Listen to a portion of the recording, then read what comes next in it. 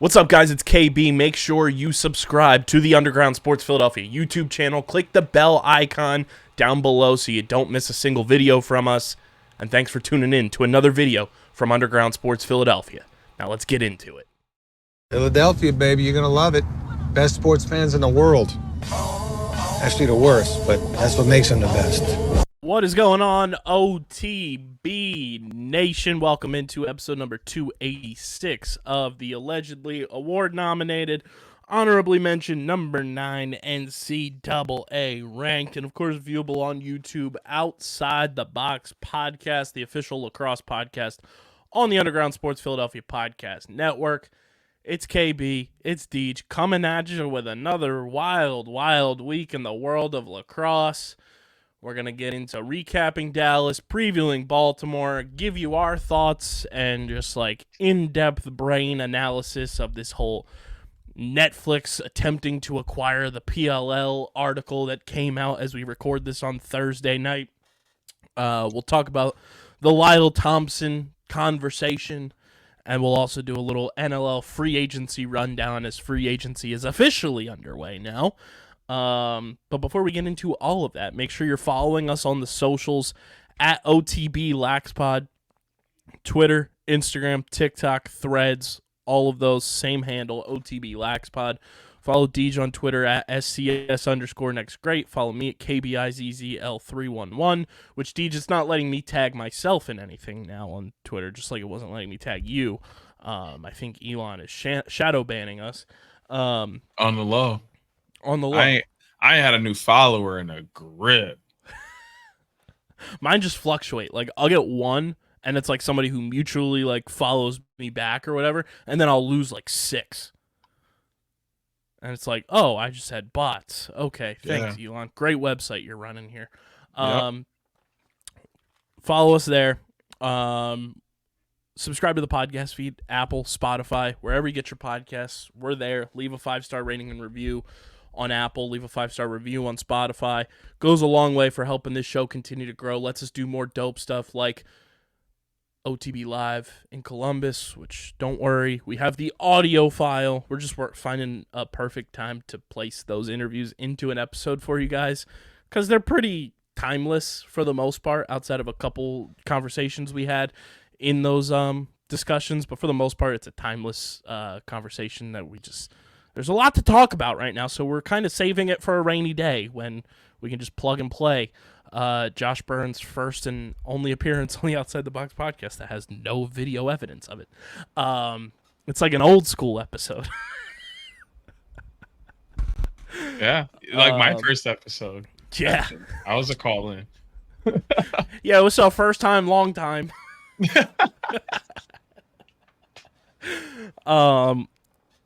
Also, subscribe to the Underground Sports Philadelphia YouTube channel, youtube.com/@Underground Sports Philadelphia. That's where you get full video episodes of this show, every show on our network, clips, live streams, shorts, original video content. It all goes on our YouTube channel. We are currently at 522 subscribers. We need to get to 600 full send before the end of August, and DJ's not looking too great for you, pal. It's not looking too great right now. The boy, Stephen McAvoy, found the exact spot where we'll be Fortnite dropping you into if we don't get to 1,000 subscribers by your birthday. It kind of looks like New Asgard. You could dress up like Thor. I think I'd be a little cold if I dressed like Thor. I mean, you could just get a fat suit and be Fat Thor. Play some Fortnite. Okay. I'm here. Bring Clay with you. He could be Korg. Big Drake. Korg with a Q. Hey, Deej. Nah, bro, the people got me. The people got me. He's bullying me again. Thanks, Deej. The people got me, bro. I ain't worried about it. The people I hope so. For your sake and for our company's sake, I surely hope so. Gotta subscribe, otherwise DJ's getting on a one-way flight from Gillette Stadium to New Asgard in Alaska. Subscribe, youtube.com/@Underground Sports Philadelphia, and go get your merch from our awesome merch partners at PHI Apparel Company. They are the best in the game. I know we have a lot of Philadelphia listeners. The Eagles' Kelly Greens dropped this week, so they're running a pretty legit sale through the end of the week, through August 7th. You get 20% off any football merch at phiapparel.co with code KG20. But at any time, you can get 10% off our merch, official Outside the Box podcast merch, with code Underground. And when you get your merch, tag us, tweet us. We'll repost it everywhere. We want to see where you're rocking your merch from. But you're going to stand out in the crowd, whether you're going to a PLL game, gearing up for the NLL season, which we have important dates about the NLL that came out this week too. Or you're just, shooting in your backyard in your OTB merch. We want to see it. phiapparel.co, code Underground for 10% off any and all merch orders and any football merch, including the Philly Dogs shirt, 20% off with code KG20. Kevin Garnett. Anything's possible. I'm just. Why are y'all putting out a code for Kevin Garnett? Kelly Green. I know. And then 20% off. And I also was thinking Kenneth Gainwell before that too. Hey, Kenny boys. I was just. I wanted to get a much more hateful response out of you, and it didn't work. What's poppin', brother? You got respect for KG? 100%. Okay. That explains why you didn't flip out about it. Oh, I'm living good though. I'm living, bro. I'm as you can see behind me, I've fallen privy to a new He's just hobby. like me for real. Slowly getting there. I told you I wanted to be like you. I did not. That was not a lie. It's not a lie. Your wallet was like, fuck. Hey, yeah, bro. Yeah, bro. Dang, not happy with me. 5 of those I bought in one day, people. One day. But yeah, dude, I'm living the dream, man. I'm gonna be up on stage at Ribfest tomorrow here in town. Get to introduce some 90s stars. They're doing a 90s dance party here. Get some good food. So we'll be doing that while also watching PLL on my phone there's no games tomorrow. Wow. Told you where my brain is. Saturday. I'll be watching games, man. I got a good weekend ahead of me. I hope yours is fantastic as well. I mean, it will be. You're going to the Orioles game. Going to the Mecca. Jimmy Seafood. Yeah, shout out, no free shout Homewood. boys. Like, dang, bro. Yeah. I'm jealous. Going to the Orioles game, get to boo the Mets. It's going to be hilarious. Hopefully see the boy Cole Irvin pitch. # underground athlete. And then going to Jimmy Seafood one of the days that I'll be in Baltimore. Shout out, no free shout outs. And then going to the Mecca, Homewood Field. Very excited. I'm the only thing that I'm like kind of bummed about is that there's no true like night game at Homewood, because night game at Homewood last year was so dope, just like environment wise. But I love going to Baltimore every year. It's one of my favorite trips of the year. It's going to be a blast, and there's a lot to dive into with Baltimore this week. Homewood feels like the spot that everybody just goes to. The boy Hutton Jackson. Don't take my words. Don't take my words. I'm just saying, like, I'm thinking in years past. I said that this morning. I was talking about how I'm not a true lacrosse media guy yet because I made it everywhere but Balti. Like, I've not been to Homewood. Like, the boy Hutton Jackson's going to be there on Sunday. The boy Connor Eck is going to be there this weekend. He's making the flight out. And Kyle Harrison's going to be in the booth this weekend, which is going to be sick. Like, I'm jealous of you because you'll get to hear him on the broadcast, like, live, which is dope. That's fair. Stoked for K18 to be on the broadcast at Homewood. But, like, in years past, too, like, people just pop out to Homewood and you're like, whoa, what are you doing here? Homewood also has a special place in the hearts of this podcast because that Outside the Box podcast logo you see everywhere was designed in the Homewood Field press box by yours truly. So Homewood is Very, very fun place. It's the first time that I shook hands with the boy, Mike Rabel, and worked to get him on the podcast when he came on the pod a couple years ago. So yeah, Homewood's, got a special place in this podcast's history and lore, to say the least. But we got a fun week of games. We got to recap everything that went down in Big D in Dallas. PLL Dallas happened this past weekend. So a quick recap of the events in Dallas. The Saturday games, not as exciting as the Sunday games, but Atlas win 11-9 against Chrome. Cannons take it to the Redwoods 16-10. The Archers win in a hashtag game of the year, parentheses so far, 19-18. And then followed up with another electric game, Whipsnakes winning 17-16 in the final game of the weekend. That was my takeaway. Sunday's games were, I tweeted this too, I'm pretty sure. Sunday's games were billboard material of why you should be watching the PLL every weekend.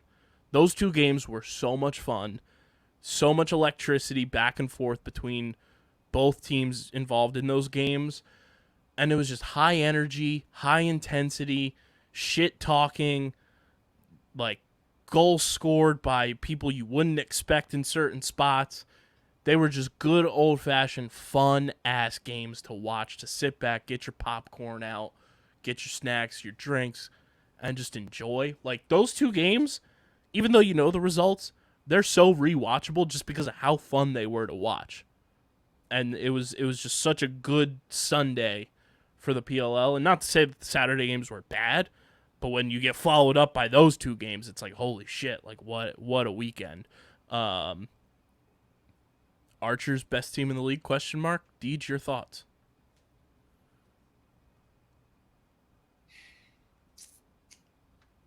As of this moment.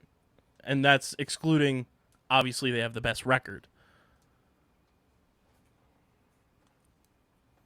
Bruh. I don't know. Because what's the score of that game if Dylan Ward plays? It's the biggest what if. That is literally the biggest what if. I almost want to say the Water Dogs are still the best team in the league. Okay. Because I think they win that game with Dylan Ward.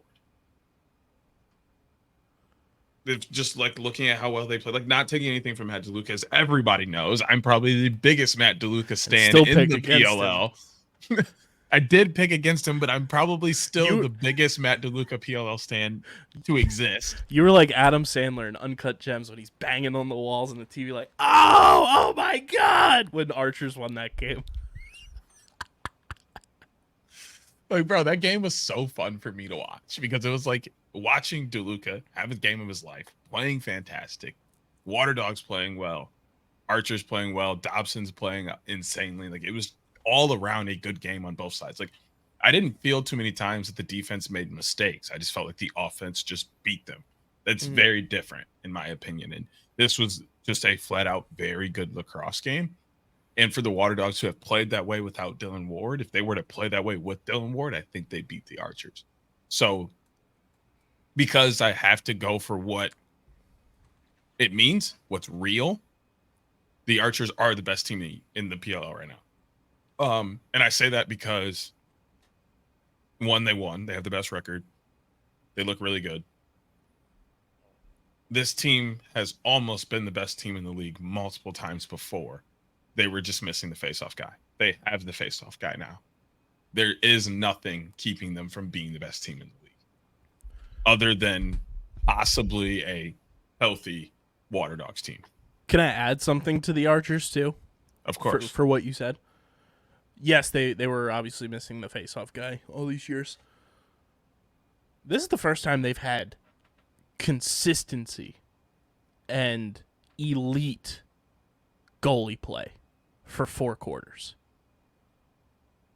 That's not to take away anything Adam Gittleman did in an Archers uniform. Okay, I was about to say shots. But year 1, bubble, and if I'm not mistaken, year 3, they were doing the goalie tandem thing. So you're using multiple goalies in those situations. You don't have a solidified like number one per se. Mm-hmm. Last year, Gitz is the full-time starter, was very solid for them. And then, obviously, Dauber got the start in Denver, which Bates said was calculated. They wanted to get him a start either that week or the week after. I love that our boy Zach Carey tweeted after the game, Brett Thompson for MVP. People are catching on. But this is the first time that they've had elite, consistent goalie play across the board. And like I said, that's not to take away anything that Gitz did, but you can't argue what Dobson's doing this year is not the best goalie play that the Archers have had in franchise history. Yeah, I think that helps, but I don't think they were necessarily missing that.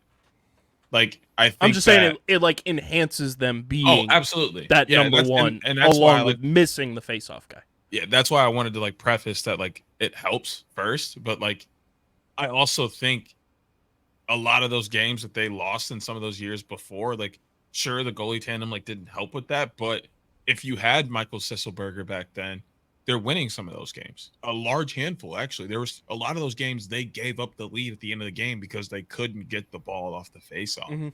So like that's where like I lean more toward like Sisselberger being the reason why they've made that jump to being the best team in the league. Because even with not the best goaltending, they were still winning game. Or so you're saying the faceoff position's still important, Teach? Yes. Oh my God! Don't even get me started. Don't even get me started.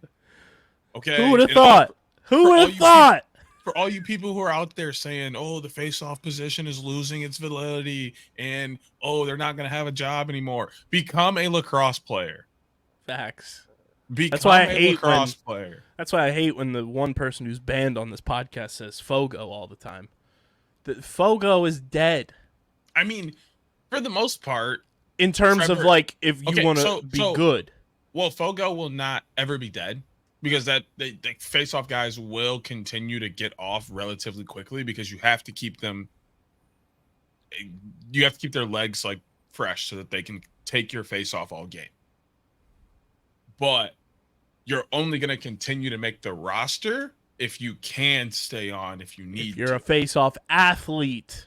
Shout out Beast for the terminology. Right. Being a face-off athlete makes it to where your position is covered. TD, Trevor, Michael Sisselberger. I love that you call him Michael. Dude, it just fits. It fits. He doesn't look like a Mike. He looks like a Michael. And I love it. It kind of looks like a Mike, but I do find I enjoy it. It gives me a good chuckle when you call him Michael Sisselberger. It's so government. It is. Dude, it's like you're reading his driver's license.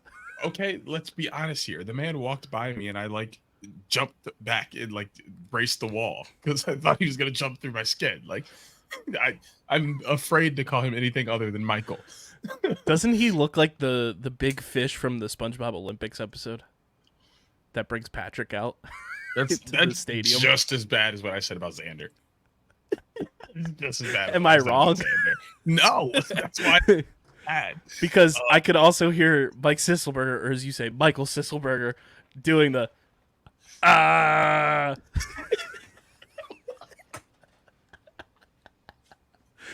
this is all respectfully. Oh yeah, absolutely. In the best way possible. That man could squish me in with 2 fingers. I need him to do that. I'm sure we could get him to do it. I'm sure hilarious. I need that to be a celebration for him. Hits a goal, drops his stick, in the face of somebody. Oh my God! No free ads. That would be the dude wipe due to the game. Oh, easy, easy. But yeah, no, those three 1,000%, in my opinion, have a job moving forward. It's and Petey Losala as well, as long as he doesn't lose that job to Joe Nardella when he comes back from his injury. Which you can throw Nards into that conversation of the other three guys that you mentioned too. Nards does exactly everything. Well, one of those two will have a job because they provide very similar skill sets. You can also put Max Adler in there to an extent. A little more offensively than defensively. But you can put Jake Withers in there both sides. Like, oh yeah, these are guys who can vie for a position on the 19-man roster because they offer something other than just face-off. That is where the position is going. If you don't like it, I don't know what to tell you. Look at what Jack Hanna said. Step your game up. Literally, I saw that and I was like, is he wrong though? I almost retweeted. I think I retweeted it. And he had a great follow-up tweet to it too. I don't think I looked at the follow-up. I'll find it right now as you continue to go on your exquisite rant here. I mean, that's all I have to say about the face-off piece. Like, just become an athlete, a face-off athlete, a lacrosse player. That's also how I feel about midfielders for the most part. I'm slowly getting to the opinion of defensive midfielders are better than offensive midfielders. Here's the follow-up. For the most part. Not to say clamping is not a skill, but I think these guys can continue to improve the position under these rules. Typo on Trevor Baptiste's last name. Has been making some pretty crafty exits forward, eyes emoji. I think TD pulled off a couple reverse clamps as well. But it's just it's things like that, changing and modifying the position to make yourself a weapon and a viable piece to the team. Like, I mean, let's address the elephant in the room, like we've talked about, I think last week. Connor Farrell's not playing because he turns the ball over, not because he's not good at his job. He's not being a good lacrosse player. It is fascinating, though. He's not active this week either and not on the reserve roster. So if he's not active again next week, another team could claim him. Yeah. And like, my thing is, right, look at the Redwoods. Miles Jones and Sergio Perkovic are where this week? On the reserve roster. Why? Because they're not being good lacrosse players. Just because you play a certain position doesn't give you a free pass. It doesn't take the pressure away of having to produce. You're still a professional athlete and you still have to produce to a certain level. And if you're getting the ball 70% of the time, you're at the faceoff stripe, but you're turning it over half of that time, you're not being a good lacrosse player. So no, I wouldn't put you on my active roster. And no, I wouldn't have you take faceoffs until you can prove that you're not going to turn it over. Now, obviously, it's hard for him to prove that again, but that's up to the coaching staff and if they want to give him that opportunity. But he'll prove it again when he gets claimed by another team. I say you can't be upset that you're not playing if you're not producing. And nobody else can be upset about it. I mean, let me correct that. You can be, because that's your feelings and you're entitled to those, but it doesn't make it wrong for them to do that. How much better do you think Connor Farrell would be? And this is not to say that, Chrome's wing play is like bad, but we've talked about it a ton where like they're not in the proper position to help Connor succeed. Yep. How much better do you think he would be on a different team that has better wing play? I don't even think it's just wing play. I'm just saying from that alone, like how much more do you think that would help him? I mean, it would if he does get claimed by another team. Like, what team would you want to potentially see him go to? Maybe Cannons. It's the only other one he can go to. Nobody else needs him. Cannons don't even really need him. But I feel like they just went away from face-off because he'd be super interesting on the Water Dogs. Because Stephen Kelly wasn't winning face. Yeah. And I just don't think they want it works for them, especially the Water Dogs, to not. He'd be fascinating on the Water Dogs, though. To not have a face-off guy. Wing play is towards the top of the league. I don't know. Dude, now that I think about it, I don't know if Withers gets his job back. And not because he's not good enough, but because they don't need it. It's like almost more favorable for them. Did you see their roster this week? Mm-hmm. They're running one LSM. Well, technically, they're technically running like one LSM and 3D. And they're running like an extra midfielder. because they didn't put Rylan Reese on the roster. They put him on the reserve. Like that, they are one of the teams where that is very favorable for them. I think the Cannons are kind of reaching that territory too, where they can play an extra midfielder instead of a pole or a face-off guy and be in a better position. Make it dirty or turn him over after he gets possession and then play with the 52. And now you have an extra set of legs at the midfield line, whether it's defense or offense, that which really in our league, they're going both ways. So it doesn't really matter. I think that's huge. And especially with the way the league has been trending this year with the prevent and trying that option with the 32-second shot clock. Like both the Cannons and Water Dogs are having very good success with that. And I'm interested to see how the Water Dogs play this week with that extra, air quotes, extra midfielder. Yeah, no Dylan Ward this week, by the way. Yeah, I already knew that. It's DeLuca again for everybody at home. Redwood's got their shit kicked in.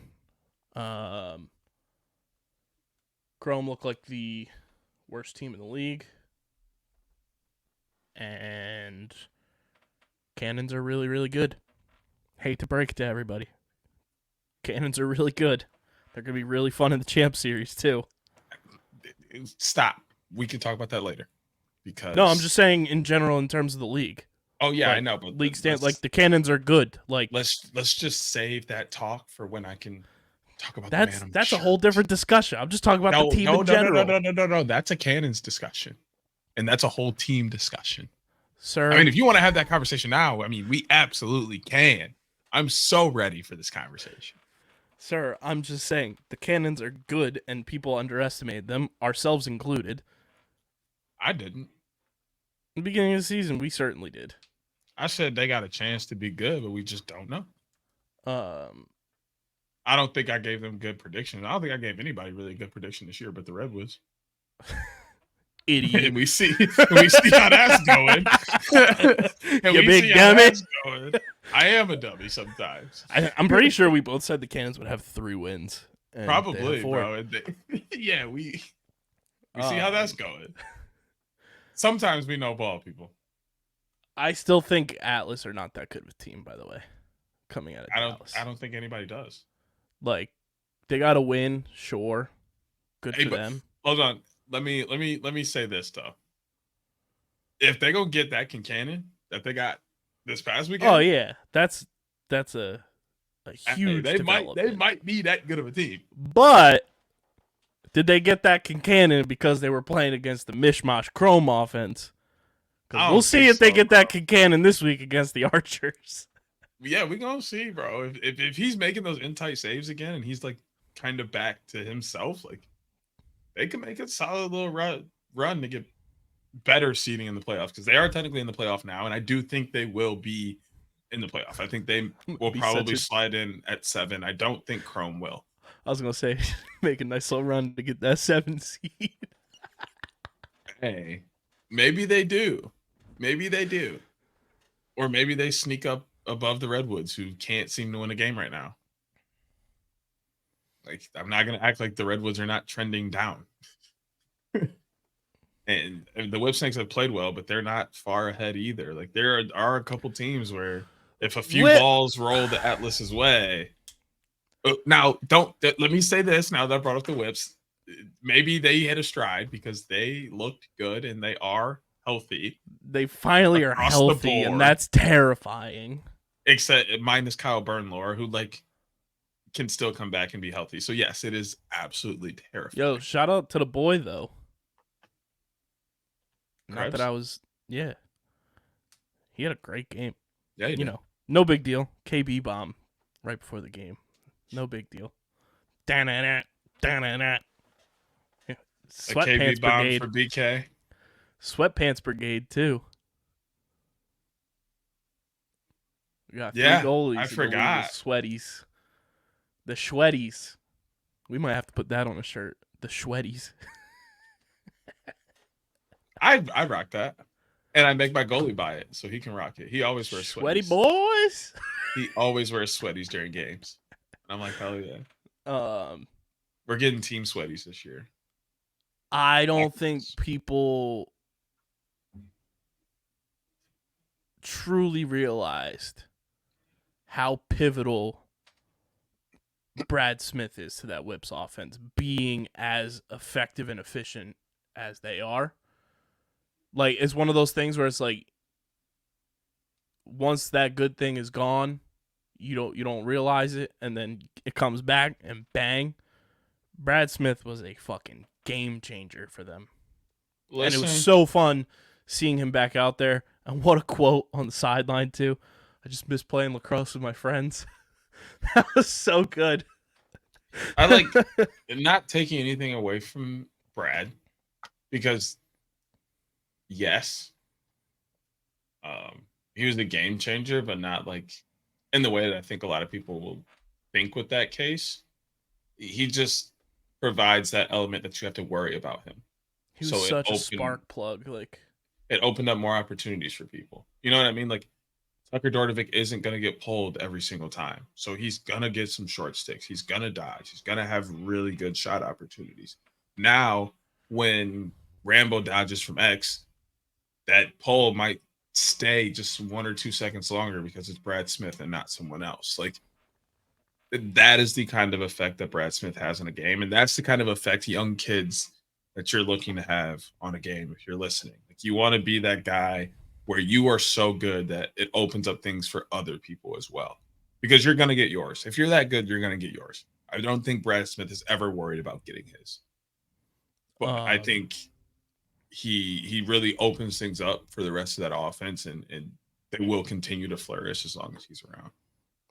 He's also a 2-point threat too, which just adds another dimension to their offense as a whole that makes them fucking lethal and can get in 17-16 shootout wins like that.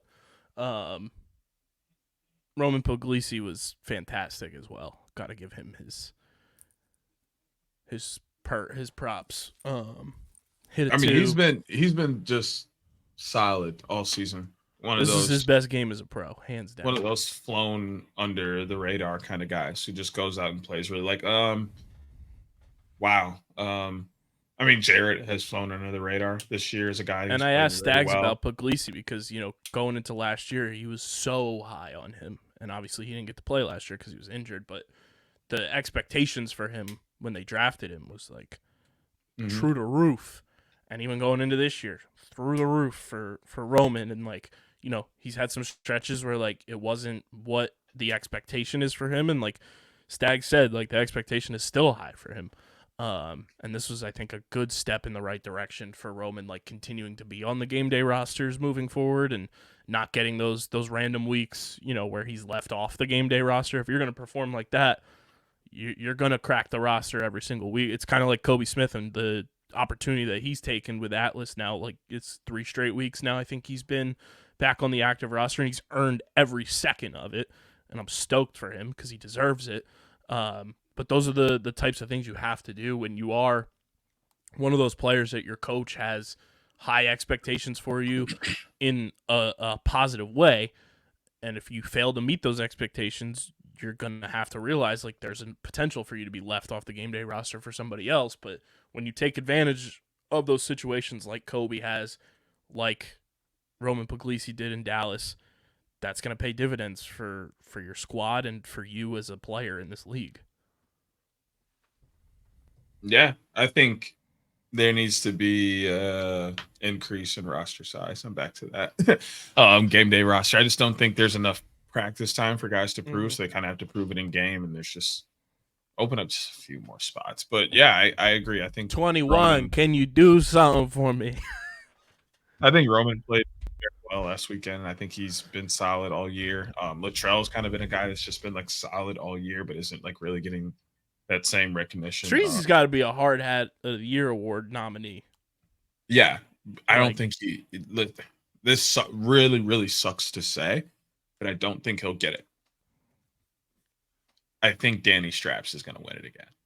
I'm saying just nominated. Oh, I'm yeah. not saying win. No, he's got to be in the finalists. Well, I only say that because Latrell is having a hard hat award of the year kind of season, but he's not going to win it because of Danny Straps, which sucks. That's like the part that sucks. Is he'll be nominated for sure, but I don't think he wins it because you can't score on Danny Logan right now. This is all hypothetical for everybody listening. And everything. This is all hypothetical. But right now, if the season ended today, Latrell gets my vote. And that's all bias of like him being a listener of the show aside. Like, he has had a leap this year where last year you have the two veterans there with him, and then Dominique retires. McNeil gets released after week 1. Now he's on the Cannons, by the way, in case people missed that. Love that pickup for the Cannons too. Treasy's taken that leap, and his game has matched the leadership leap as well. He's been fantastic this year, and like, would it surprise me if he wins it? Absolutely not, because like you said, he deserves it. And I think his game and his leap this year from what he was last year, where he was a very solid player, very good, he's gone to another level this year, and his game week in and week out has proven that. And I think it deserves to be, rewarded for that. Will it? That remains to be seen. It almost kind of reminds me last year of the Kieran MVP discussion, where, yes, Kieran was a Attackman of the Year winner because it was top 3 or whatever it was, but he didn't get the MVP nod. It kind of reminds me of that, where Treasy is like balling his ass off every single week, and it's still not getting enough credit, even though his team is the number 1 team in the league by record, and he's a dog.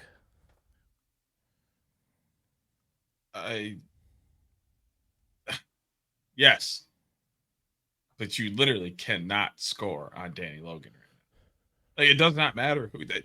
No, but I don't think he's given up a goal yet this year. And like, if he has, it hasn't been a lot. Like, he's putting up defenseman of the year kind of shot percentages. Like, Jared Newman's only given up like 7%. Graham Hossick's really close. He's got like 9% or something like that. Like, Danny Logan is near that percentage of giving up goals as a short stick defenseman. And he's still got tons of ground balls. He has caused turnovers. He has points. It's hard to say. Caused turnover. That's fine. But like, he's playing so well that like, people aren't even dodging on him. They're just throwing the ball.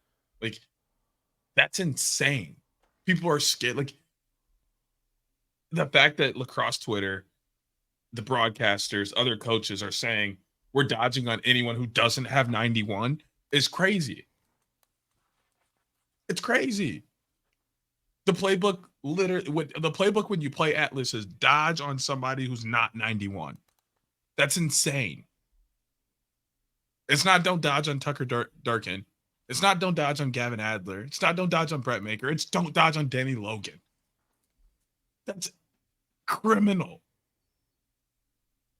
He should not be that good. Same thing in Worlds.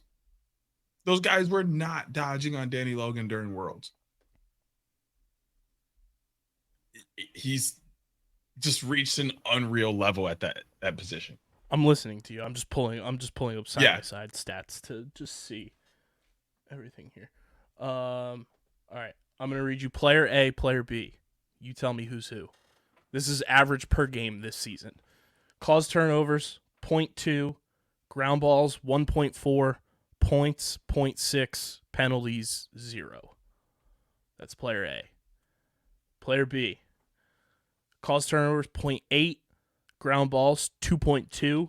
Points, 0.2. Penalties, 0.3. 1 is Danny, 2 is Latrell. Yep. That's what I mean. Like, they're both right there. I would be cool with giving it to him They're 1A, 1B. And 1C is Matt Witcher.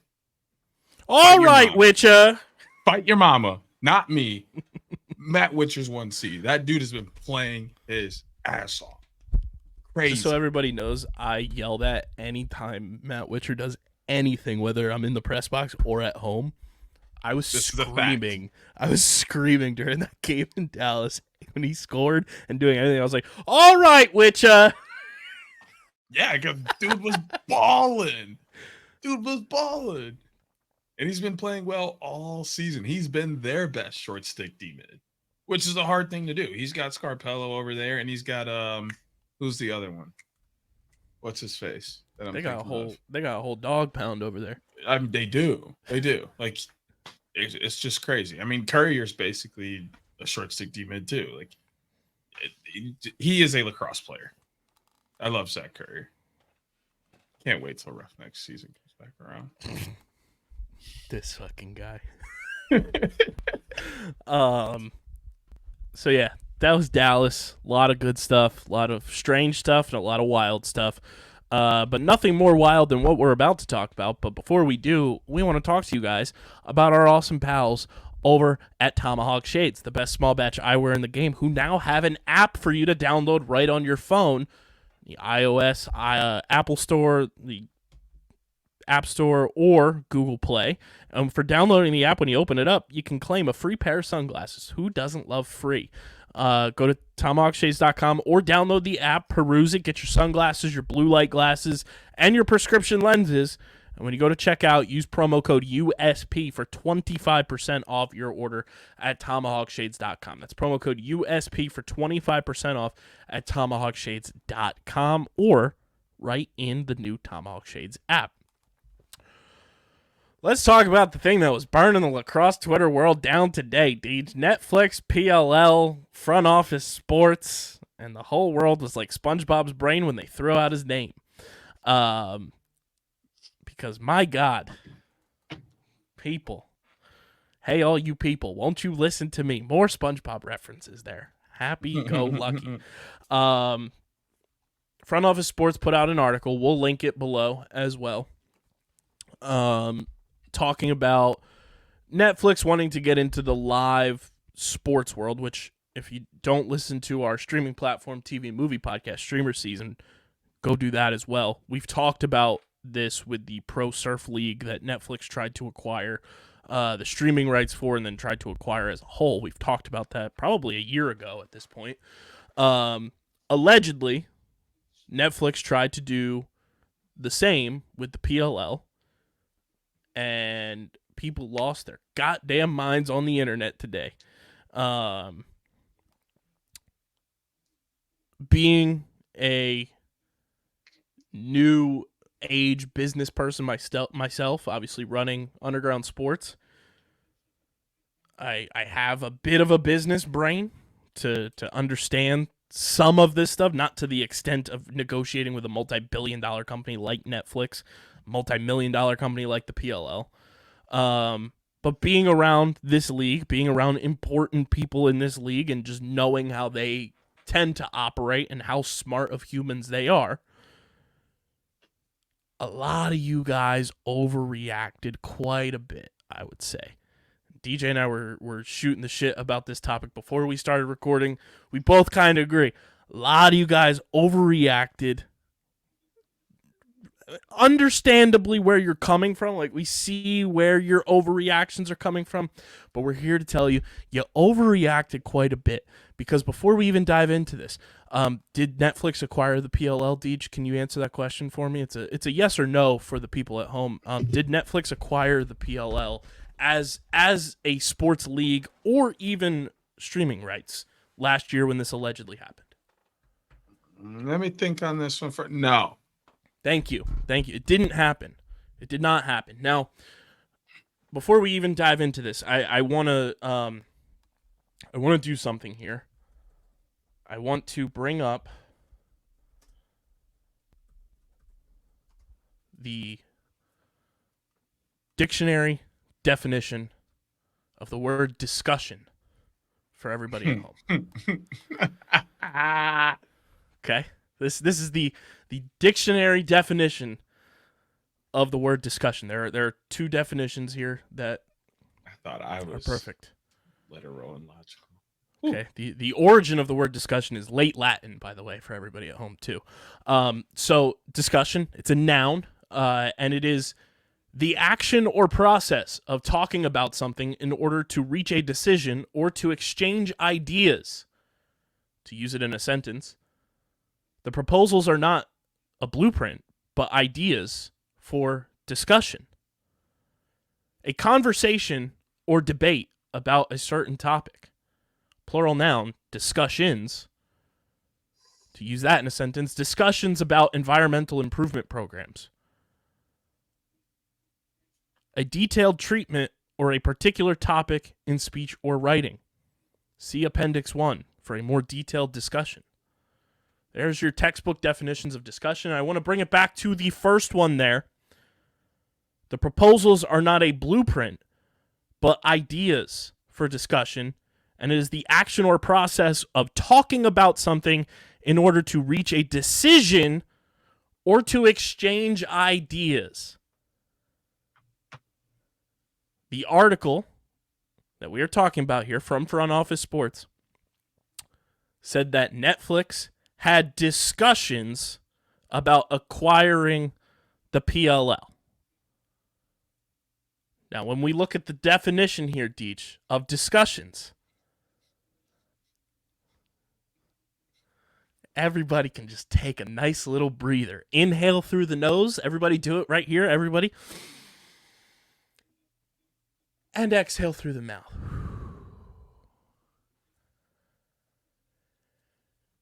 Mike and Paul Rabel, who we have gained a very good relationship, especially with Mike, are smart human beings.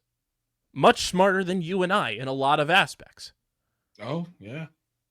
And by using the term you and I'm speaking to all of our loyal listeners. Mike and Paul are very smart people.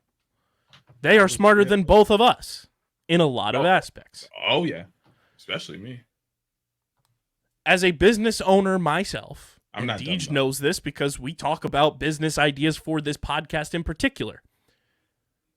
You would be stupid to not have a discussion and hear what somebody from the other side of the table has to present to you about your product. It's just smart business tactics because at the end of the day, what do those discussions break down to? The almighty dollar and the almighty leverage of said dollar in any negotiating tactic. Now, obviously, we know from the Fate of the Sport documentary, the PLL and ESPN have a multi-year, 8-figure deal for the broadcast rights of the PLL. They're going to be around for a while. But if you or someone you know is a business owner, you'd be foolish to not just open up your ear, listen to what somebody has to say about your product, about your company, whatever it may be, and see what they value you at. That's not to say Mike and Paul and the powers that be at the PLL were having open discussions about, hey, let's sell the PLL to Netflix. Discussions could have been, and I used this example when I was talking to Deej before we started recording, could have been because we know that PLL talked with Netflix about the broadcast rights. It could have been when they were in that room discussing that, somebody from Netflix, and this is all just hypothetical, we don't know if this happened or not, somebody at Netflix could have brought up the idea of, hey, we'll offer you this to buy the league from you. As we know, Netflix has been trying to acquire league rights for sports to get into the live sports game. And why are they doing that? It's so they can compete with the Paramounts and stuff like that who have college football. That's what that boils down to from Netflix's perspective. And a discussion can be, we would offer you this for the league. Mike and Paul can say, no thanks, we're not at that point to be negotiating that right now.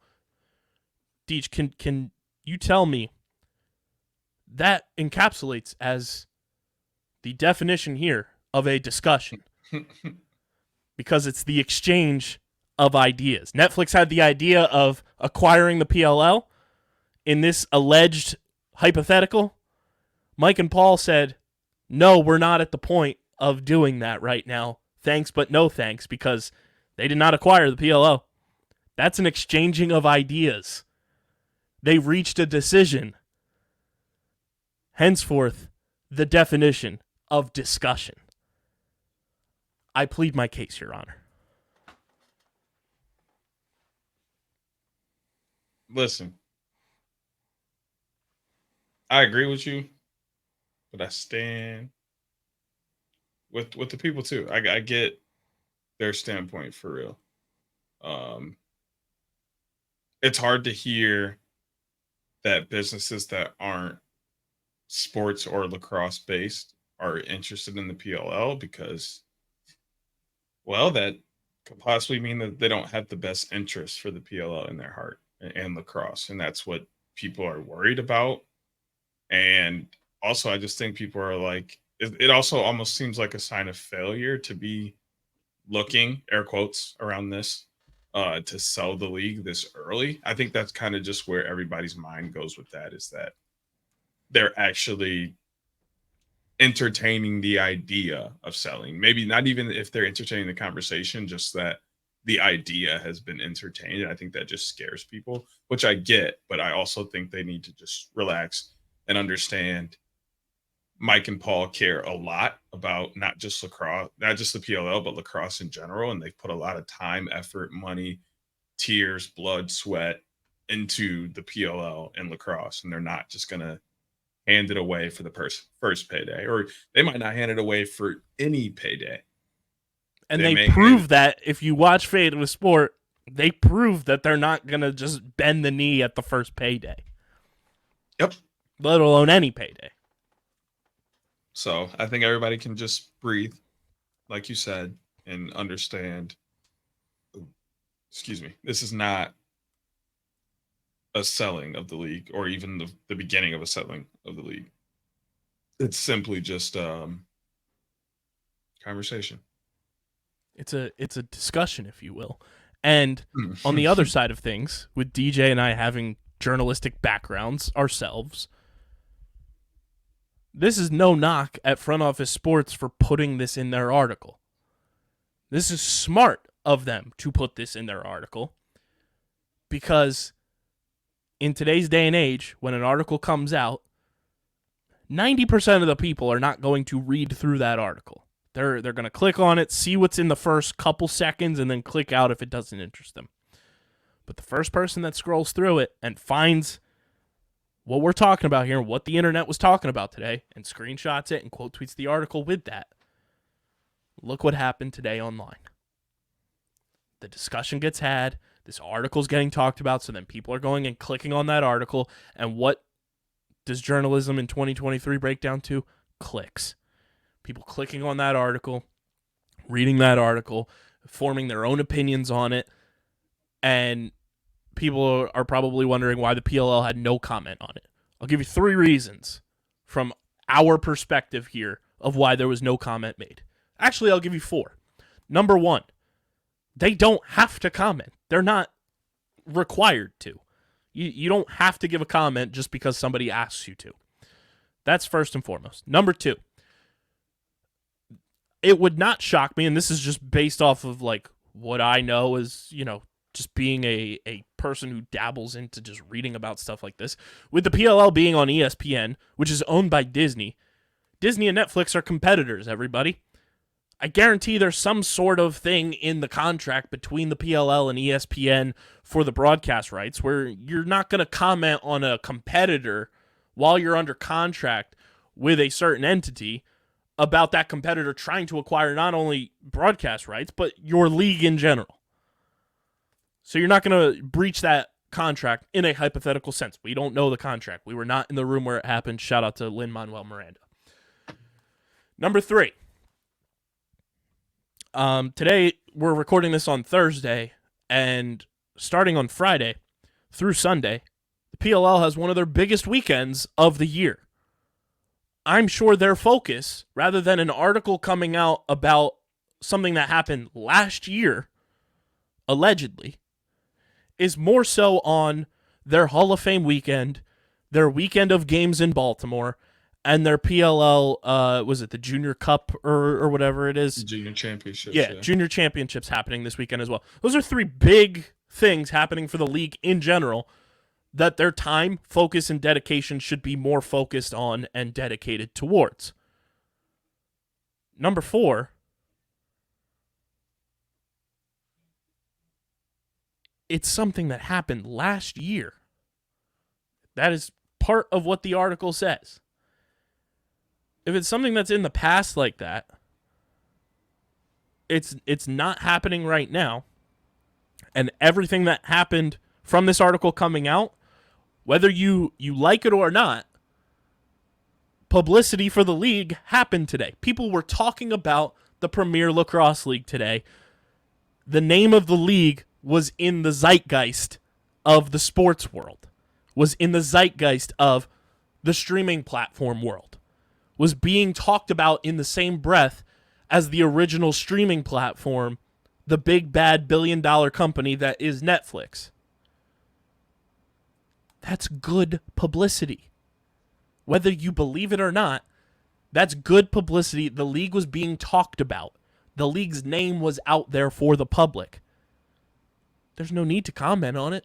The league's being talked about. The league is in the breaths of tons of people on the internet, which then gets into the eyeballs and the ear holes of more people on the internet.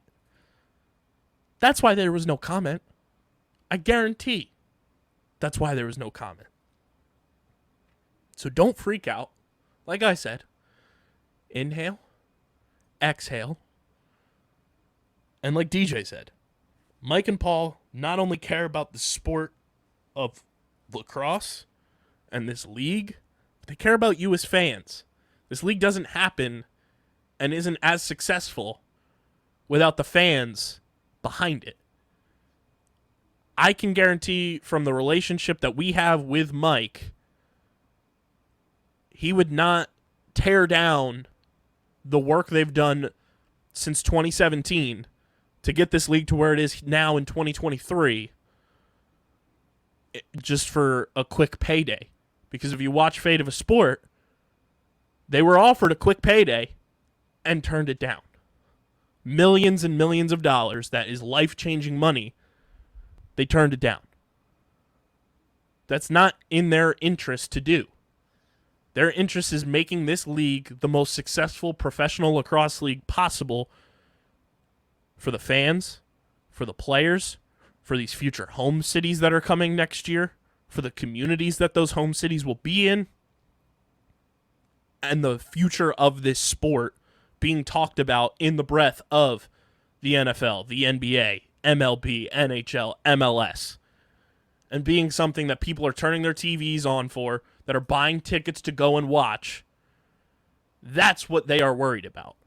Not a quick payday from Netflix to acquire their league at this point in time.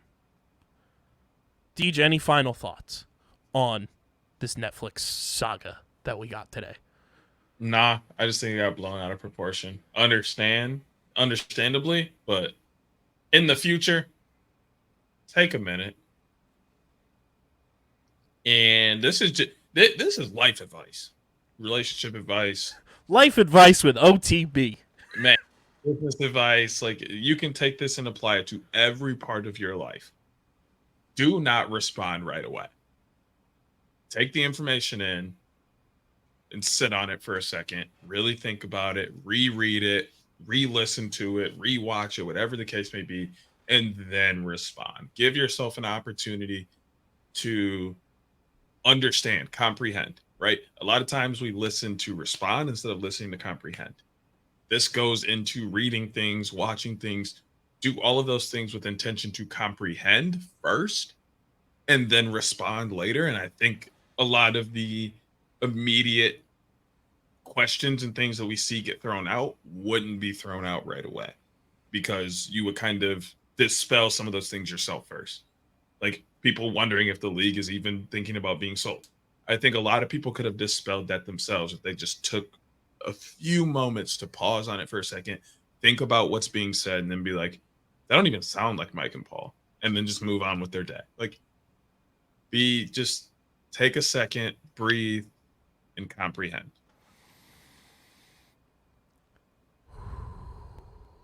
It's that simple. That feels nice. That's simple. We rest our case. Let's get into our PLL Baltimore preview. Let's have some fun. Let's relax and look ahead to what we have to look forward to this weekend. We've got 2 games on ABC this weekend, not Netflix, ABC. Archer's Atlas kick things off on Saturday at 3 p.m. on ABC. Then we get Whips and Chrome, which that game also happened in Baltimore last year. And also 2021, if I'm not mistaken. I think this is the 3rd straight year that this matchup has happened in Baltimore. I could be wrong. Don't fact check me on that, but I feel like that's the case. 5:30 p.m. Whips Chrome. And then on Sunday, we've got Redwoods Chaos in the OTB. We just hope everybody has Fun Bowl on ABC. And then we get the concede off. Water Dogs Cannons at 3:30 on ESPN Plus. Deej, what are you looking most forward to this weekend? Hall of Fame weekend, as we have 2 games of the week, both on ABC. For me, I think I'm kind of really looking forward to the final game of the weekend. Water Dogs Cannons, both teams 4-2, both teams playing extremely well. Water Dogs now playing with a tiny chip on their shoulder, coming off of a loss for the first time in a long time. And Cannons are on a 4-game winning streak. I'm excited for that game, I think, more than any. I mean, that game is almost being taken out, kind of like how I had Archer's Water Dogs last week. Like, I didn't say a lot about that game. I didn't think a lot needed to be said about that game. It was a given game of the week. Like, we knew what we were getting in that game. 2 absolute juggernauts coming together, vying for first place in the league. And it proved to be exactly that. I think we're getting something very similar with Water Dogs Cannons this week. That's going to be a game of 2 teams who are very hot, playing very well, have everything they need to be successful, and are coming to clash and absolutely smash heads like 2 bulls that are running dead at each other. And depending what happens in the Archer's Atlas game, could be for first place. Exactly. I doubt it. Right. But exactly. The opportunity is there. The opportunity is there, absolutely. But I think the game I'm most excited for is Whip Snakes Chrome. For 2 reasons. Chrome could possibly use this to try and find any kind of momentum to push through the end of the season. But this is a must-win. On the flip side of that, is this finally the time in the last 4 meetings, this one being the 4th, that the Whip Snakes are going to beat Chrome? Are they finally going to do it this time? Are they finally going to get back over that hump and give Chrome a loss and move forward in their season and progress, get to 3-4 instead of 2-5? Because now they're in murky waters if they go 2-5 with Chrome. That's going to be scary because everybody's ahead of you at that point. You 2 are down there at the bottom by yourselves, unless Atlas also loses. Then you got a 3-way tie, 2-5 at the bottom, and then things get real murky again. Give me the Merc. Give me the Merc. But I mean, dude, now that we're having this conversation, 1, let's start here. Dylan Malloy is not blackballed. He went to a wedding and didn't get a chance to play the next day because coach didn't want him worried about rushing to get there and like all of those kind of things. I totally understand Sudan's point in not wanting to start in week 1. He brought him back. He has not been fantastic. He had one good game in Ohio, which was spotlighted by the tap-in goal off the end of his stick that went in. That was a SportsCenter highlight play. And we talked about a teammate of his, Connor Farrell, not doing his job, so he got sat. What would we have expected for Dylan Malloy? Do we expect him to not have to do his job and he wouldn't get sat? No, that's not how this league works. He has not been productive. He is not working. They went away from him. They have Cross Ferreira, who has been fantastic. They have other options they can go to as well if they decide. Jackson Morrill has been phenomenal this year. Absolutely great. So no, he's not blackballed. He just didn't show up. So I don't want to. I'm glad we haven't really seen those conversations, but I wanted to address that before it could have even possibly gotten out. The only thing I really saw about it was no context screenshotting it and saying waiting for the Dylan Malloy blackball tweets to flow. So it's okay. So far, I haven't seen anything. But outside of his brother. But I do want to bring this up because we haven't seen it happen yet. But Brennan O'Neill is the kind of talent to warrant something like this. Do Chrome decide to just botch the season and guarantee that they get BO? I mean, I personally would just go buy some deodorant, but that's just me. Well, Brennan O'Neill. That I knew what I you was I just knew, making a funny haha. Of course. But I'm looking around, like they don't necessarily have to do it. But I don't see too many other teams taking Brennan O'Neill. Cannons can take him if they want. Whips can take him. Redwoods, Water Dogs, and then Chrome. I think those 5, but I don't see Water Dogs really taking him, to be honest. I don't see Here's the Whips being above Chrome to get them. I don't see Woods being above Chrome to get him. Here's my thing with Chrome to counteract. Not that Brennan O'Neill doesn't deserve to be the number 1 overall pick. He's the lone college guy on Team USA that just won a gold medal. Like, he's a phenomenal player. He's very fun to watch. I think he's only going to continue to get better once he hits the pro level. Here's my thing with it, just tying him to Chrome. Chrome have talented guys up top. They've got very good midfielders. My thing with Chrome is they have a lot of guys that are older still to this day. Like, they've been one of those teams that over the past couple of years, the retirements have flowed in. Whether it was Galloway, Joel White, Rannigan, the list goes on and on. Chrome have had a number of retirements of guys just getting older. Here's my thing with Chrome, that I'm just looking at their roster for this weekend alone. You have guys like Jordan McIntosh, who's getting up there in age. You have Mike Manley, who's getting up there in age and has dealt with back issues this year. You have Jesse Bernhardt, who's not getting any younger.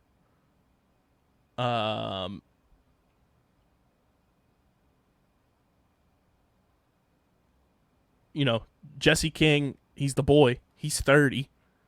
He's not getting any younger. And, he's gone back and forth between Summer Box and the PLL.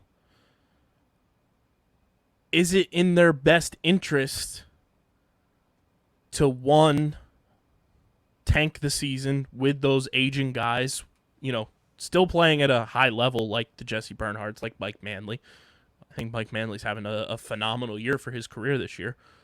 But on the flip side, if they were to tank this season, I think they have so many more pressing needs that, sure, you can solve that in free agency, you can solve that in a trade, but I feel like they have so many other necessary things to focus on with this roster after this year that adding another offensive player into the mix, where this year we've talked about it a ton, it's been a revolving door, both midfield and up top with the attack group. I just don't know if it makes the most sense for them to address another offensive weapon. That's been the problem, is offense. Sure. Like, I think you need more solidified players in your roster. I'm sorry, but there's no more solidifiable player in this draft class. Agreed. Than Brennan O'Neill. And no matter where you put him, he's going to succeed. But I also think he just supplements the midfield, allows you to be a little more picky on who's going to be in your midfield. Your first midfield line is set if you draft Brennan O'Neill. It is Justin Anderson, Sam Hanley, Brennan O'Neill. That is your first line midfield. And then you move on from there. I'm not necessarily like, I just brought it up. I don't think that they tank purposely, but I think they have to draft him first if that's the time. Because I think that they're young enough defensively, honestly, They have Troy Hettinger. They still have Nick Grill. And then you have Greg Weil on your reserve. And you still have JT, Jesse, Mike Manley. You can pick, how that's going to go, talk to those guys, who's going to retire, who's not, all of that. But Sean Scononi is young in that. Your short sticks are fine, and Alex Smith, Tarafenko. Like, you're good. Can I I think bring up something offense, kind of crazy of that course. just popped in my brain? This might sound out of pocket. If they draft Brennan O'Neill, right? Would it be too crazy of a proposition for them to field trades for Logan Wisnauskas? Yes. I don't think Brennan O'Neill has the same effect on Chrome as Wisnauskas isn't there.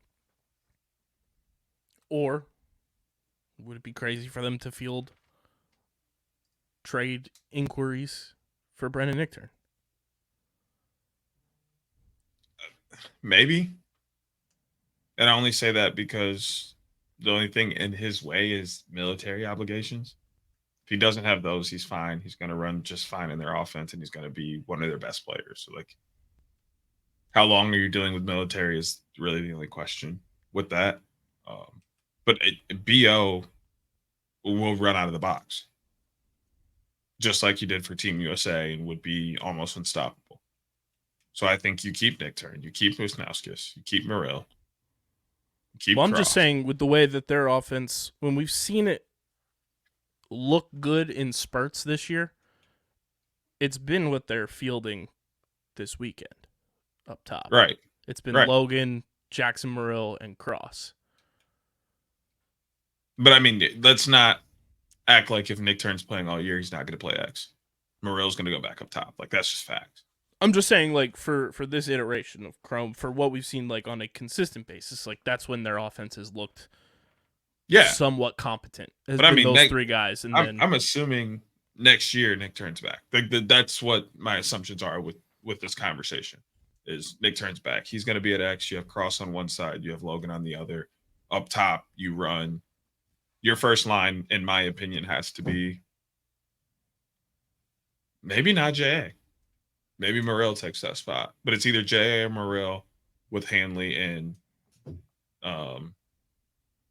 B.O. And then you run whoever else in your second midfield. Who's still, I think Jesse King comes back again next year. And, you run the other of Jackson Morrill and J.A. with him and one more. if I'm putting my GM hat on, I'm at least listening on Brendan Nichtern. Because you'd get, I think, a decent return. From who? I'm just saying in general. No, I'm asking, like, where does he go and for what? Because who gives up something good for somebody who they're going to have to deal with the military obligations for? Like, obviously, there's a lot of pieces in place to where he could end up because we don't know who's retiring. We don't know who's a free agent, who signs where, this, that, and the third. I mean, Redwoods, if Rob is gone, like, this is all hypothetical, obviously, and nope. we love going into hypotheticals here. But like, take Rob into retirement or whatever it may be. Why? Okay, and why do that when you can just draft Schellenberger or Pat Cavanaugh this year, who isn't going to deal with military obligations? I'm just throwing. You asked. I'm just throwing a. Yeah, and that's just my rebuttal to that is like that, and that's the why other part is: are those guys going to be there when Redwoods draft? Absolutely.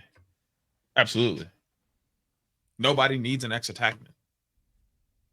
The only other team that could possibly take one is Atlas because we don't know how much longer Eric Law is going to be around. Nobody else needs an ex-attackman. Everybody else has theirs. Cannons have both Asher and Lyle. Whips have Keegan Khan, who can go back there if they need him to, but they also have Rambo. What's their faces? Chaos has Josh Byrne, who plays wherever he wants. and then Brian Minikus. Ty Kurtz can play back there too. Like, Redwoods has Jules, has Rob. Jules They're also kinda a free agent after this year, just to put that out there. right.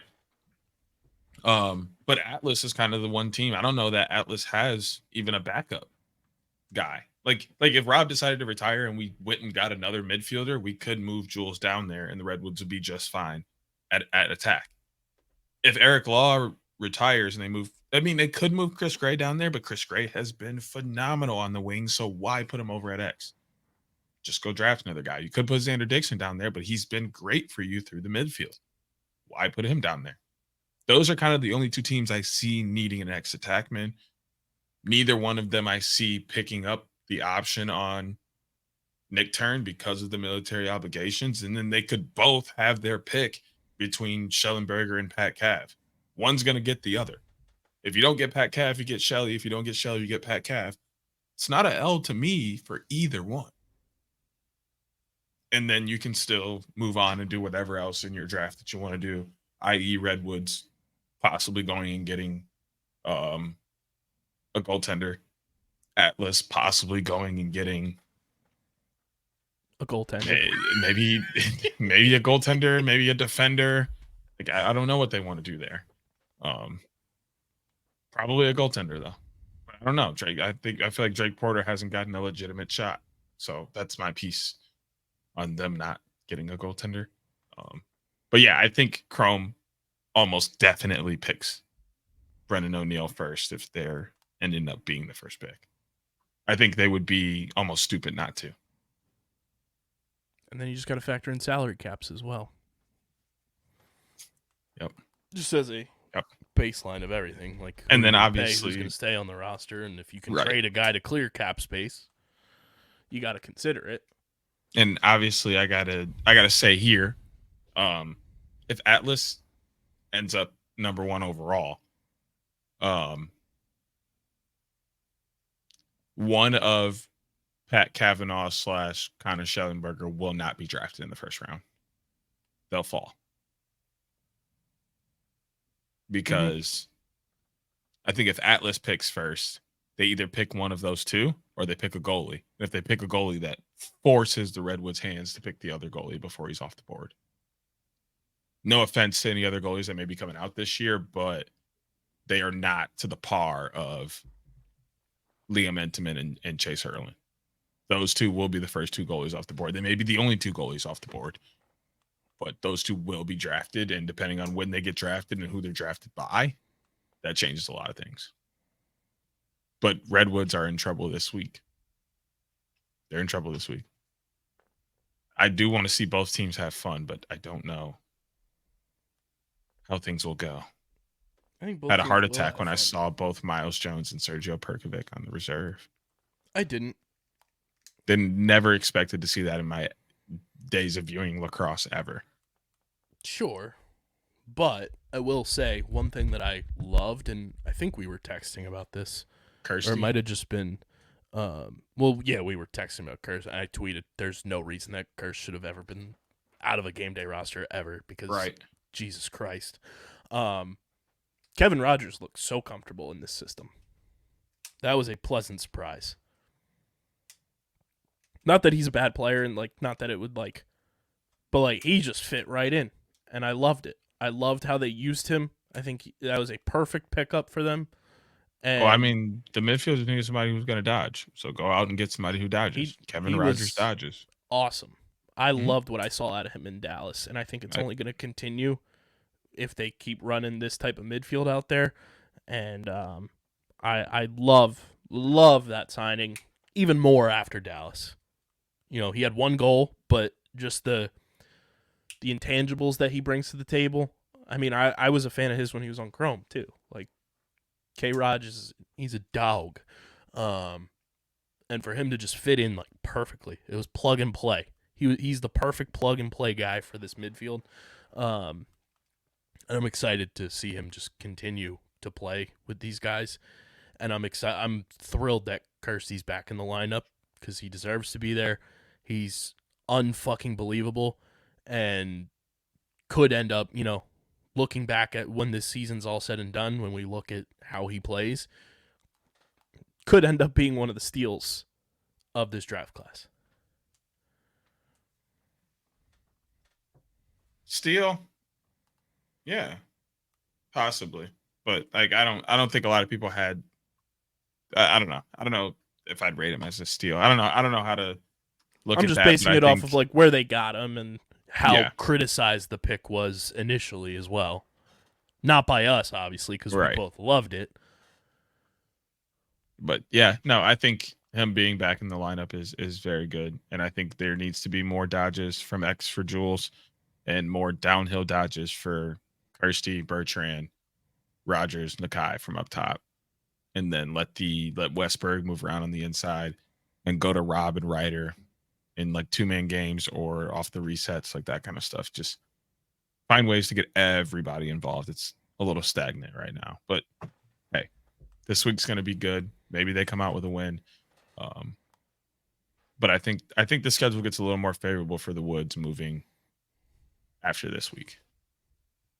Yeah, it's going to be a fun matchup. I agree with you on the Whips Chrome game too. I think there's a lot of repercussions one way or the other who ends up winning that game.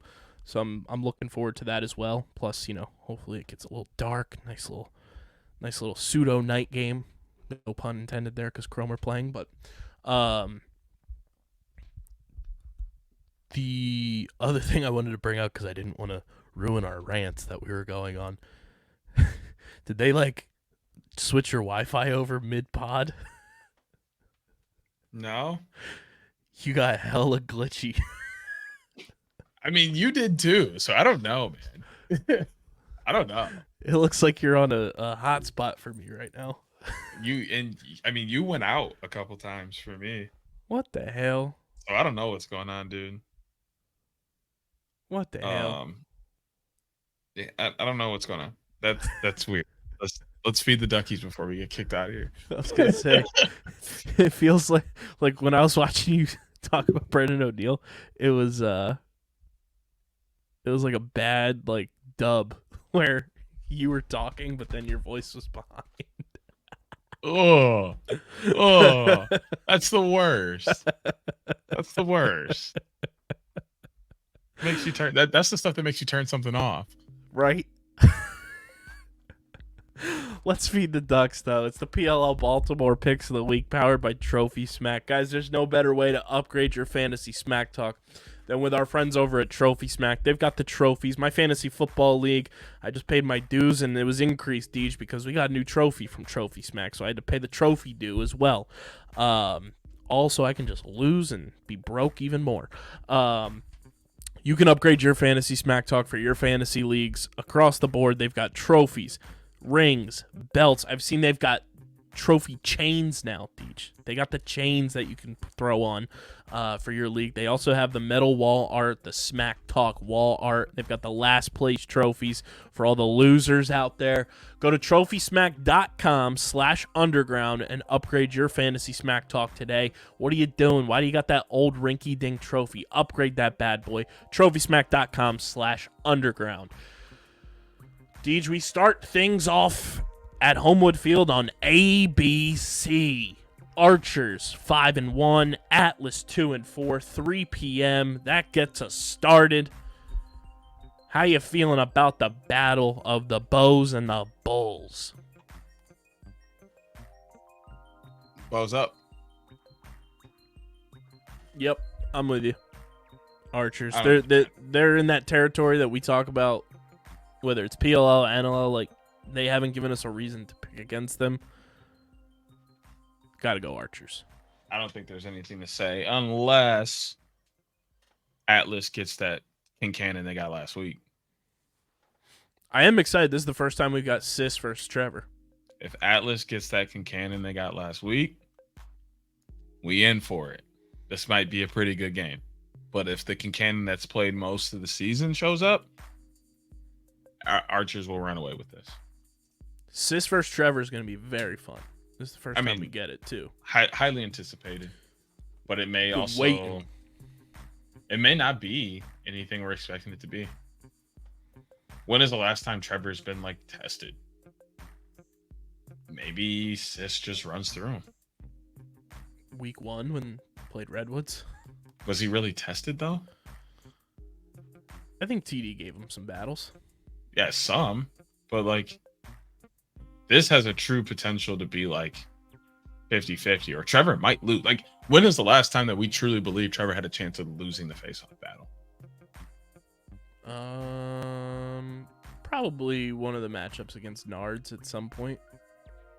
What, 2 years ago? In the bubble for sure, and then I think going into the post-bubble season, 2021. Right, so yeah, 2 years ago. But the last 2 years, it's been lights out. This is the first time, I think, in the last 2 years that we can truly say he might lose the face-off battle.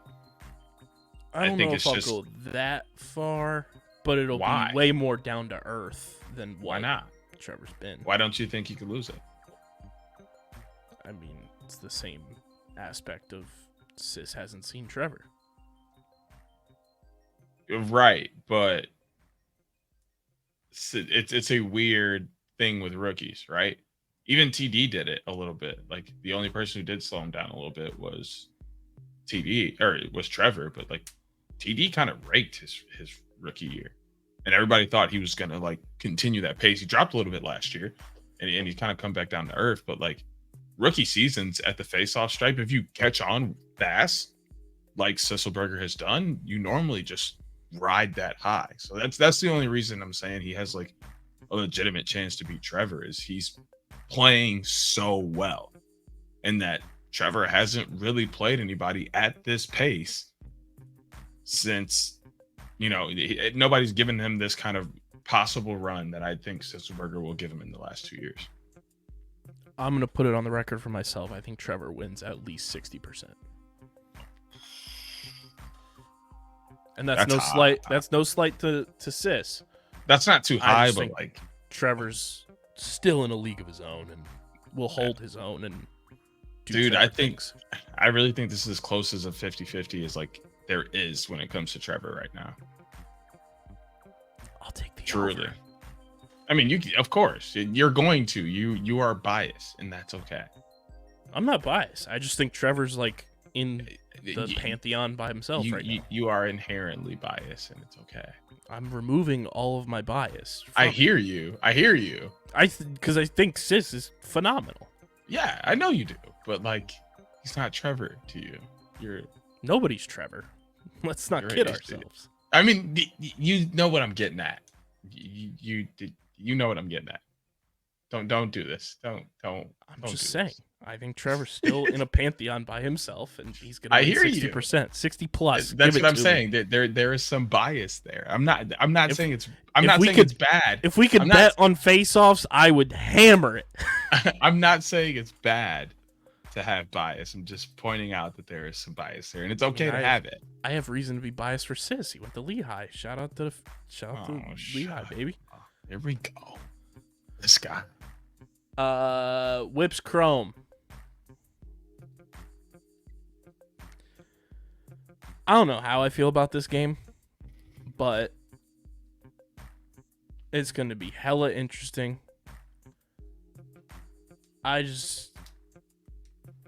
Brad Smith is too fucking good. He makes that offense so much better than it is already. And it's 2 straight weeks now that they'll have their full strength offense back. Matt Dunn is playing. Earhart's back. I'm taking the Whips.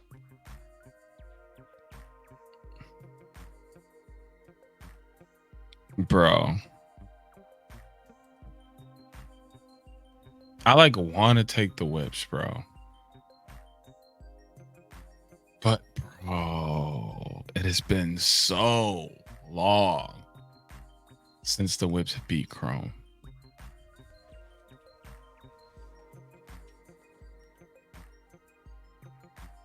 I don't know what to think. We talk about trends so often. And the trends went reverse last week when Cannons beat Redwoods. They did. For the first time in a while. That our trends have gone. Yeah, not like Cannons over Redwoods. It's just like that's the first time in a while the trends didn't go our favor. Trends have gone in favor of us very, very well for probably the whole time I've been on pod, which is crazy. But with that being said, I think I have to lean toward the Whips as well. I think this is another one of those trends that flips finally. I think they get over the hump in Baltimore. All of the Maryland guys, this is a special game for them. It's Hall of Fame weekend. Chrome has been struggling. Whips are healthy, minus Joe Nardella, but Pete LaSala is just a little him. I'll take Whips. Then we go to Sunday on ABC, 1 o'clock p.m. The We Just Hope Everybody Has Fun game. Redwoods Chaos. I hate to break it to you, Deej, but right now, the Woods have not given me any confidence in picking them and feeling confident in picking them. Chaos are playing phenomenal, even coming off of a loss. You can't knock them for losing a 17-16 shootout. I love the way their offense is humming right now. I think this game is going to be close. I think it's going to be hella entertaining. Might go down as the true game of the week in terms of how the result goes.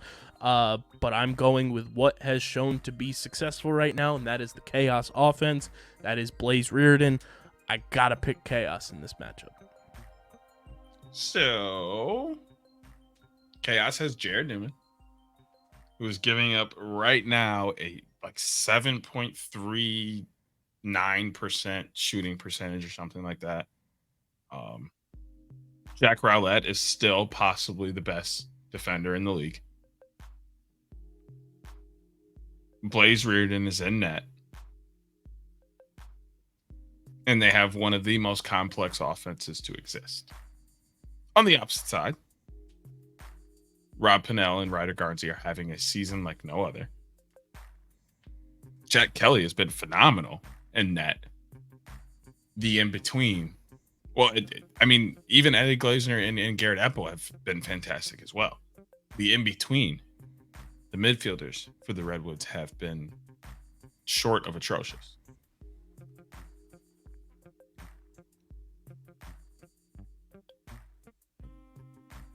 There's no telling what's going to happen in this game. I think Jared Newman gets the Ryder Garnsey matchup. I think he gets that matchup all game. We saw some switching that happened throughout the first matchup. I don't think that happens at all. I think Jared is glued to Ryder throughout this game. And as much as I love the Redwoods, I don't have it in me to go against AT and the Chaos right now with the current makeup of the Redwood squad. But would not be surprised at all to see this new iteration of the Redwoods midfield bring a spark to this team and something happens where they pull this game out. Absolutely possible. And my other point too is, like you said, Rob and Ryder are having phenomenal years, like MVP caliber years. But when you're relying on those two guys to be the ones to like carry you, when Chaos has like 7 guys who at any moment can just go and do crazy shit in their offense, whether it is from the midfield or from their attack group, that's called versatility, baby, and versatility wins in this league. Water Dogs Cannons in the Concede Bowl, even though teams don't like when people use the word concede, and I can't blame them. Connor Kelly's back for the Dogs. I like that for them from the perspective of he's the 2-bomb king till dethroned otherwise. DeLuca's back in net. No Dylan Ward again this week. I believe still paternity leave, if I'm not mistaken.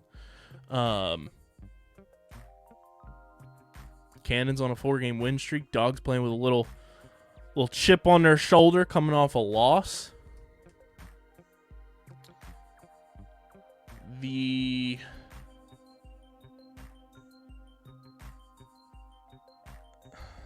This is the toughest game to pick, man. The thing that I'm like torn on right now is both of these teams are so versatile and creative with what they're doing offensively. And then defensively, they're also doing some pretty creative and versatile things.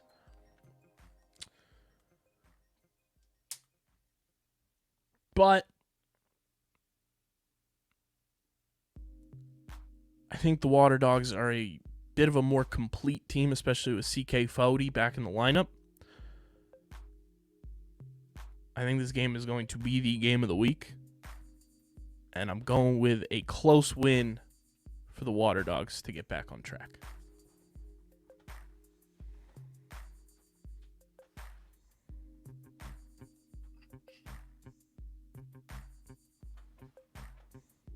I only say Water Dogs to win this game because of what I mentioned earlier. Them not putting Rylan Reese in the game day, going with the extra midfielder, having a guy like Zach Currier, guys like Matt Witcher.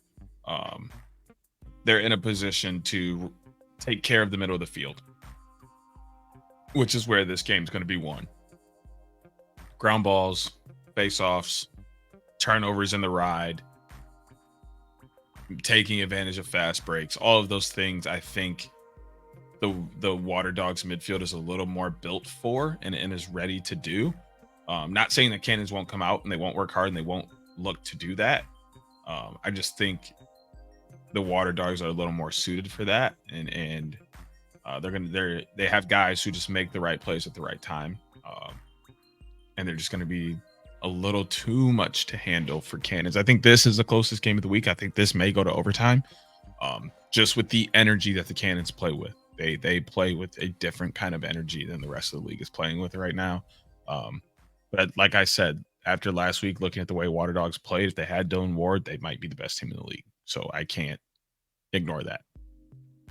So there it is. We're both going Archers, Whips, Chaos, and Water Dogs. Those are our PLL Baltimore picks of the week, brought to you by our pals over at Trophy Smack.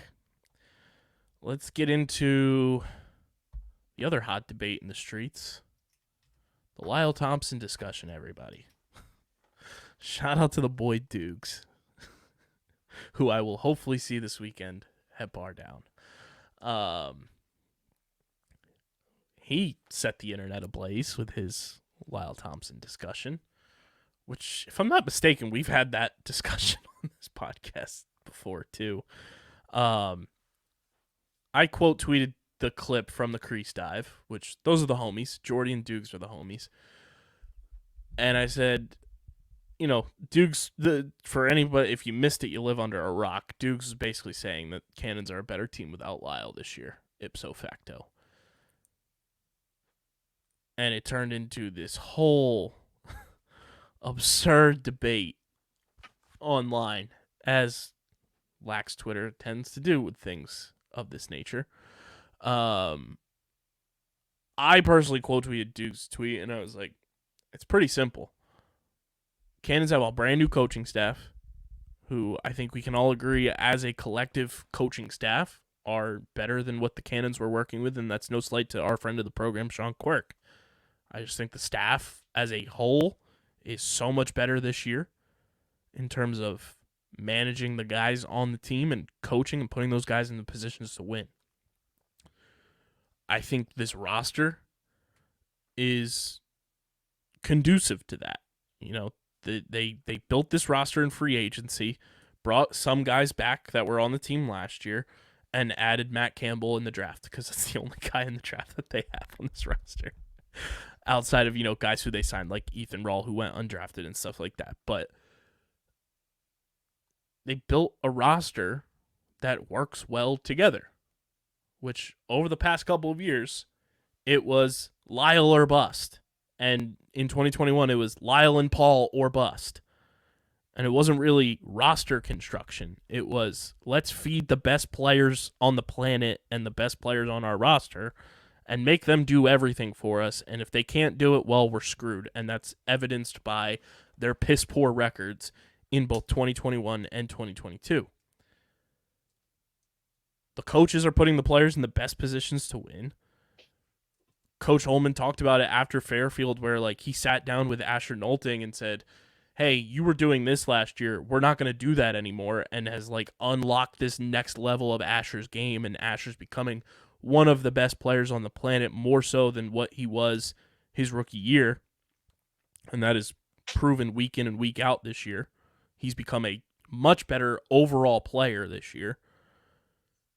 And Coach Holman made that a point to bring up to us. And I just think the camaraderie in the locker room is better this year than it was in years past. And Asher even brought that up. You know, there were guys in the locker room last year where lockers were changing week in and week out. And there were a couple constants there.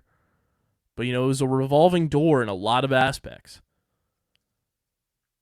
And when you find out that Lyle Thompson is taking his sabbatical year, the rest of your roster construction is going to go around, okay, how can we build around the players that will be here and make this team the best it can be?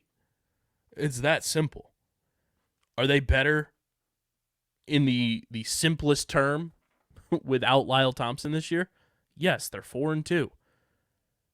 Is there more context to that? Absolutely. If Lyle was on this team this year, would Cannons still be a phenomenal team? I think both you and I can agree, yes. Would it be a different style of team? Potentially.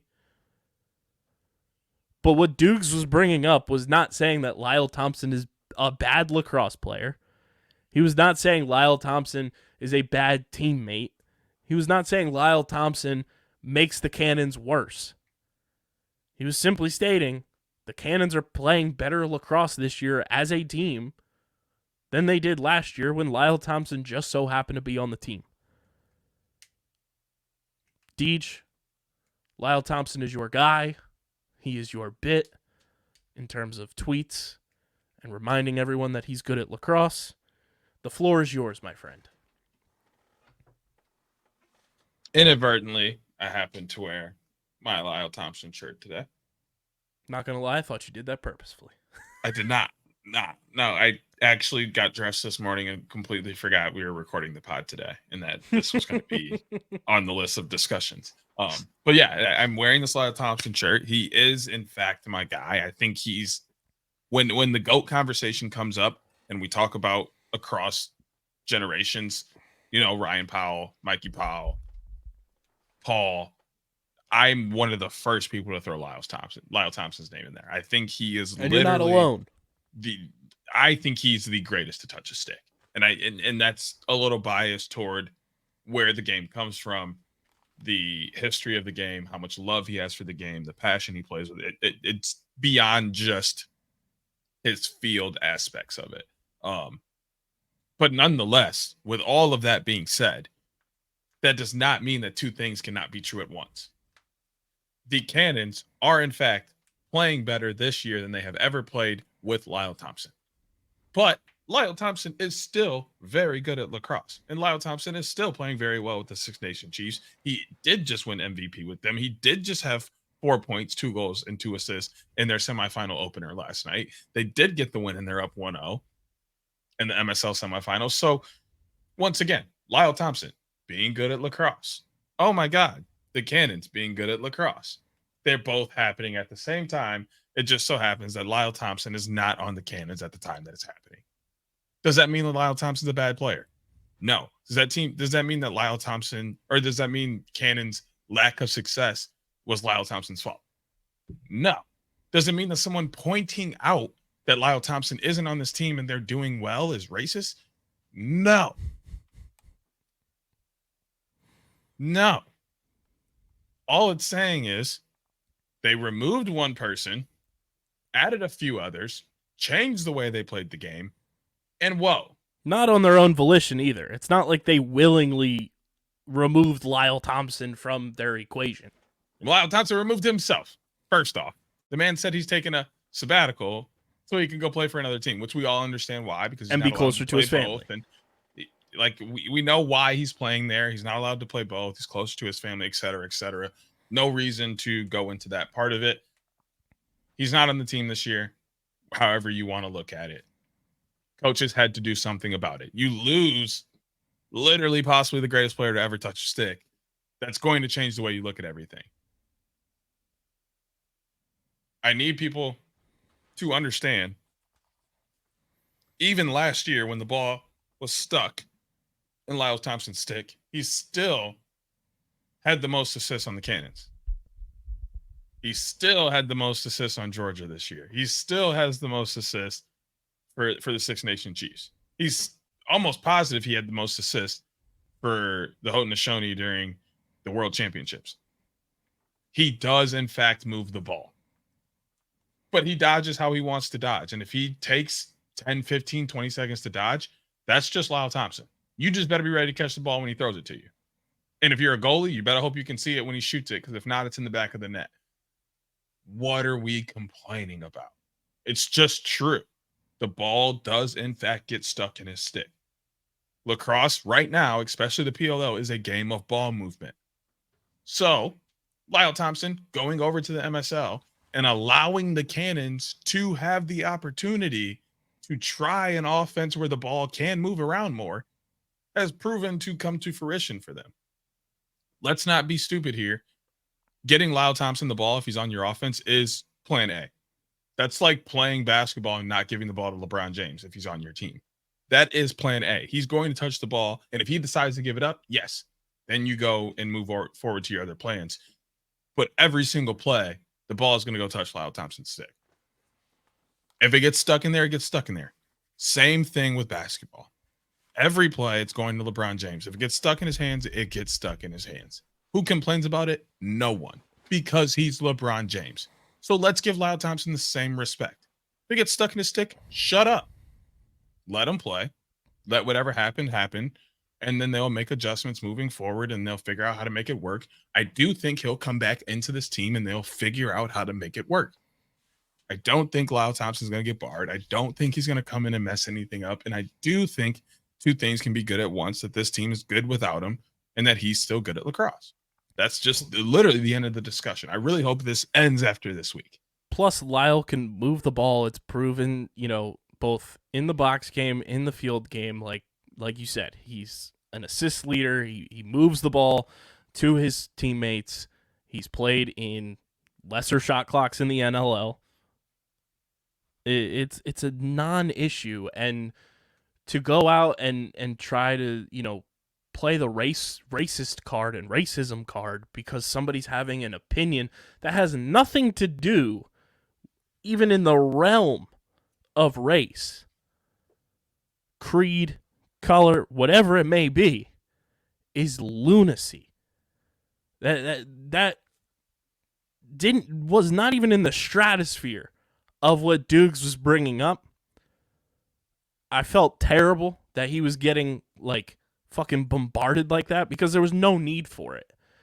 Again, very similar to the Netflix conversation we had earlier.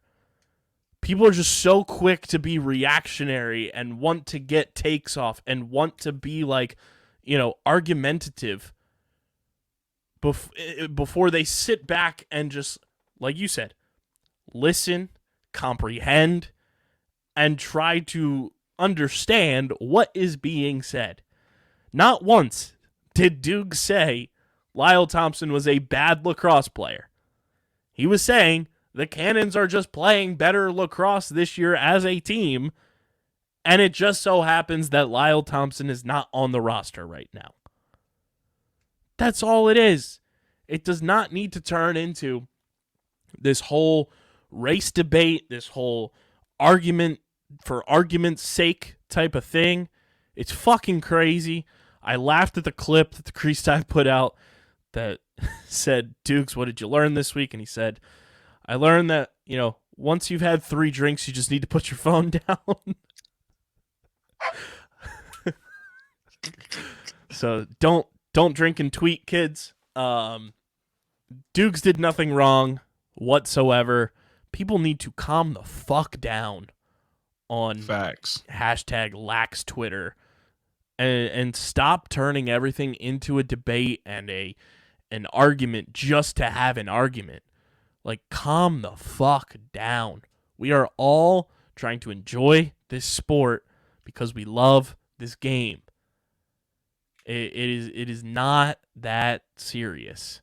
It is not, it does not need to be under a microscope and broken down into these discussions to divide us as fans, us as lovers of this game. That's just crazy. There's no need for it. You guys know we are a huge Lyle Thompson fandom podcast. We love Lyle. But it's also clear the Cannons are having success this year without Lyle in the lineup.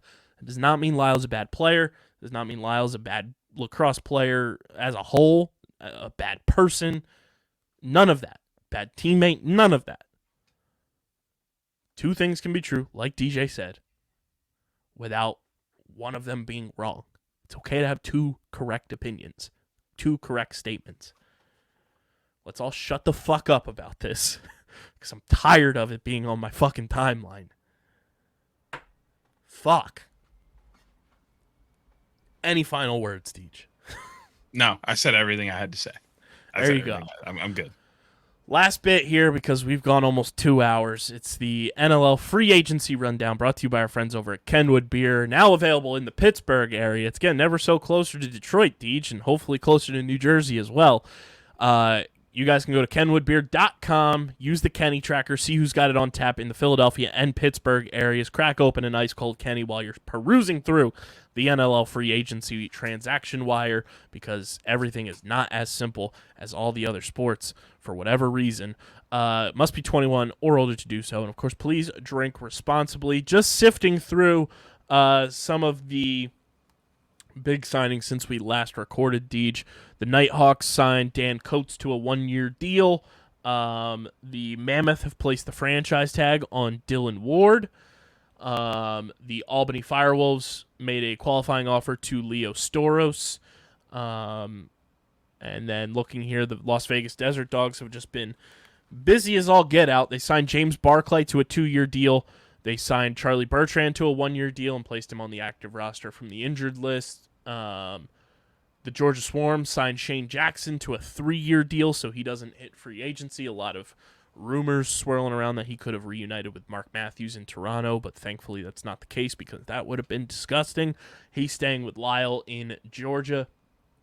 Vancouver signed Owen Grant to a 2-year deal. Nankon Thompson signed a 3-year deal with the Thunderbirds. Eli McLaughlin, there was rumors he could potentially go to Philadelphia. That's not happening. He's staying with the Mammoth on a 3-year deal. Ty Logan signs a 2-year deal with the Firewolves. The Toronto Rock signed Dan Craig to a 2-year deal, and the boy Corey Small to a 1-year deal.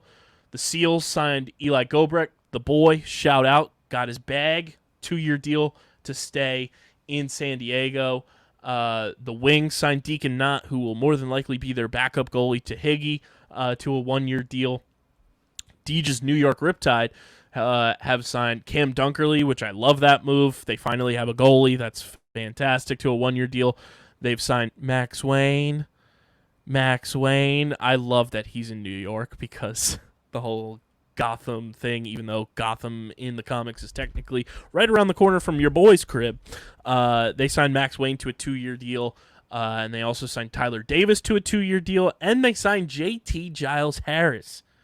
Deej, I want your thoughts on JT potentially playing the box game. I think he'll be a beast. He's fast, he's strong, he has a very, very high lacrosse IQ. And he'll be able to show off the 6 skills, stay in shape. It's something I would love to see.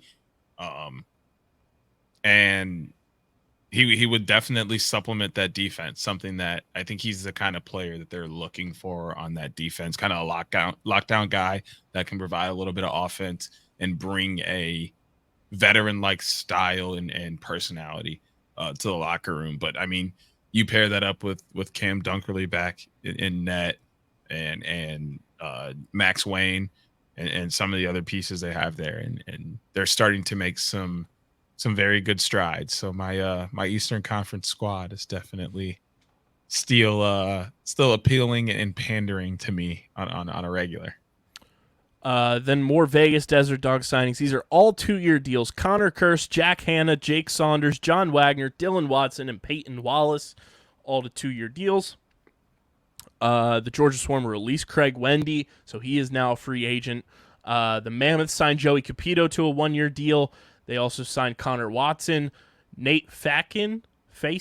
I apologize if I'm butchering that.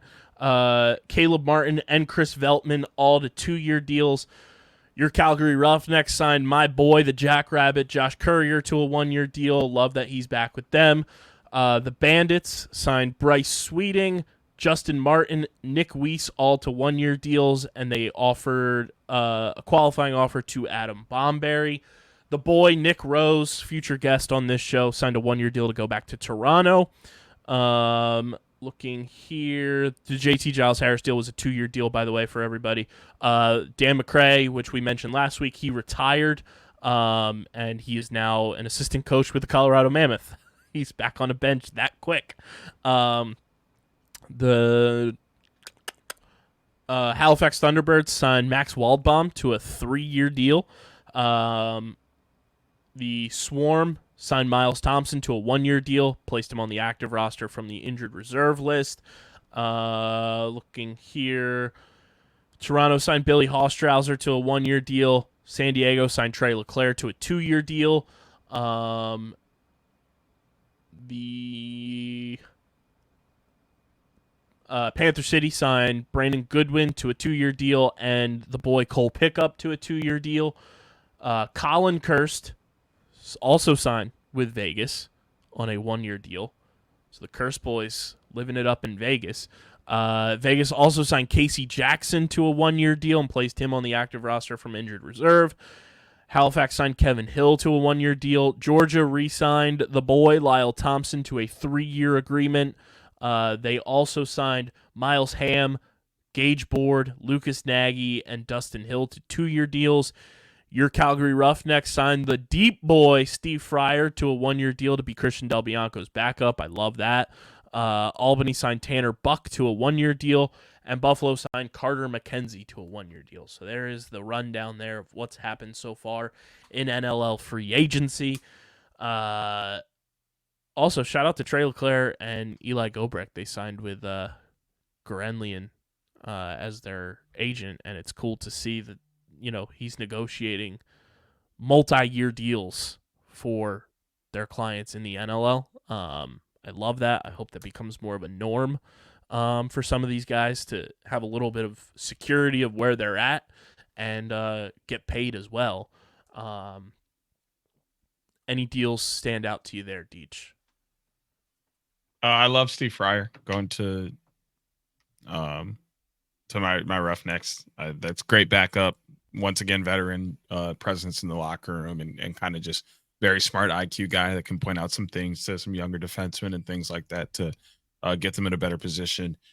I also love everything that the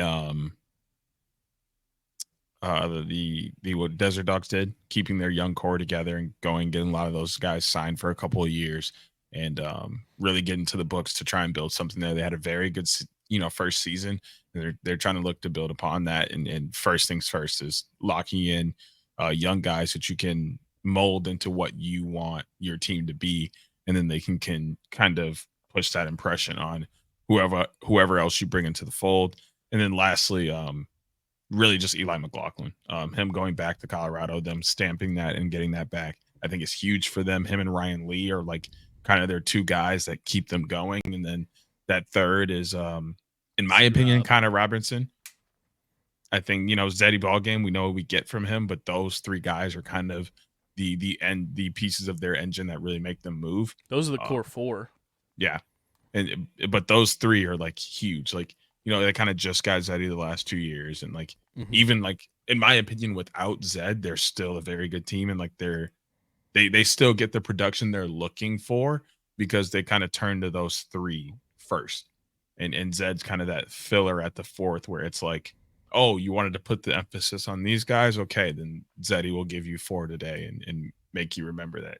Zed is to the Mammoth what Blaze is to the Wings. Yeah. Yep. Where like the Wings have Joey Rez, they have Ben McIntosh, Mitch Jones. and obviously Mitch Jones as the quarterback of the offense there. But then you have Blaze, who, like Zed, like they're going to give you 25, 30 goals a season as your number 4 option. Which is crazy. So, yeah, I really like them going out and getting Eli.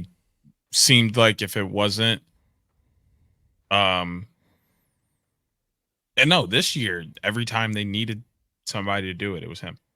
He came through and gave that spark and got the team back rolling. And right behind him were Connor Robinson, Ryan Lee, Zed Williams, etc. So there it is, your NLL free agency rundown.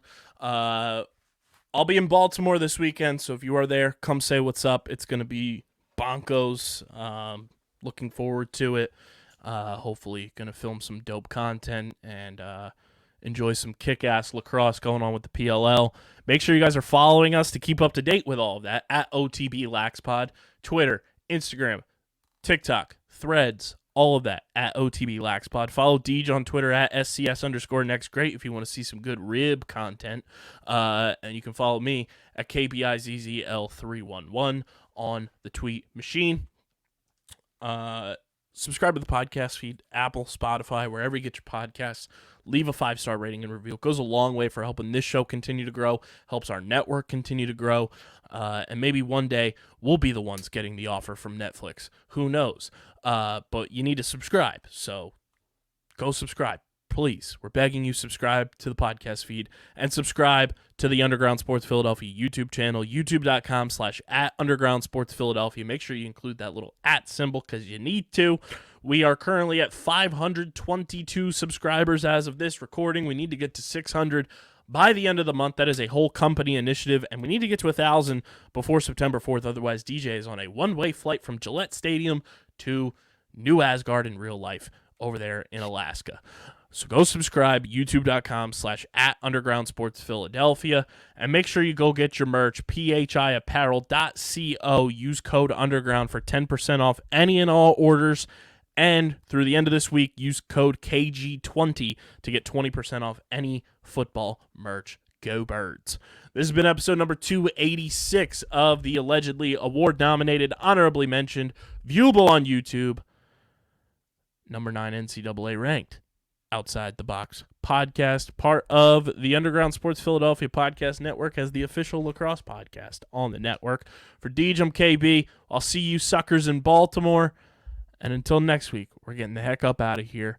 Stop overreacting. Just breathe. We'll see you next time. Peace.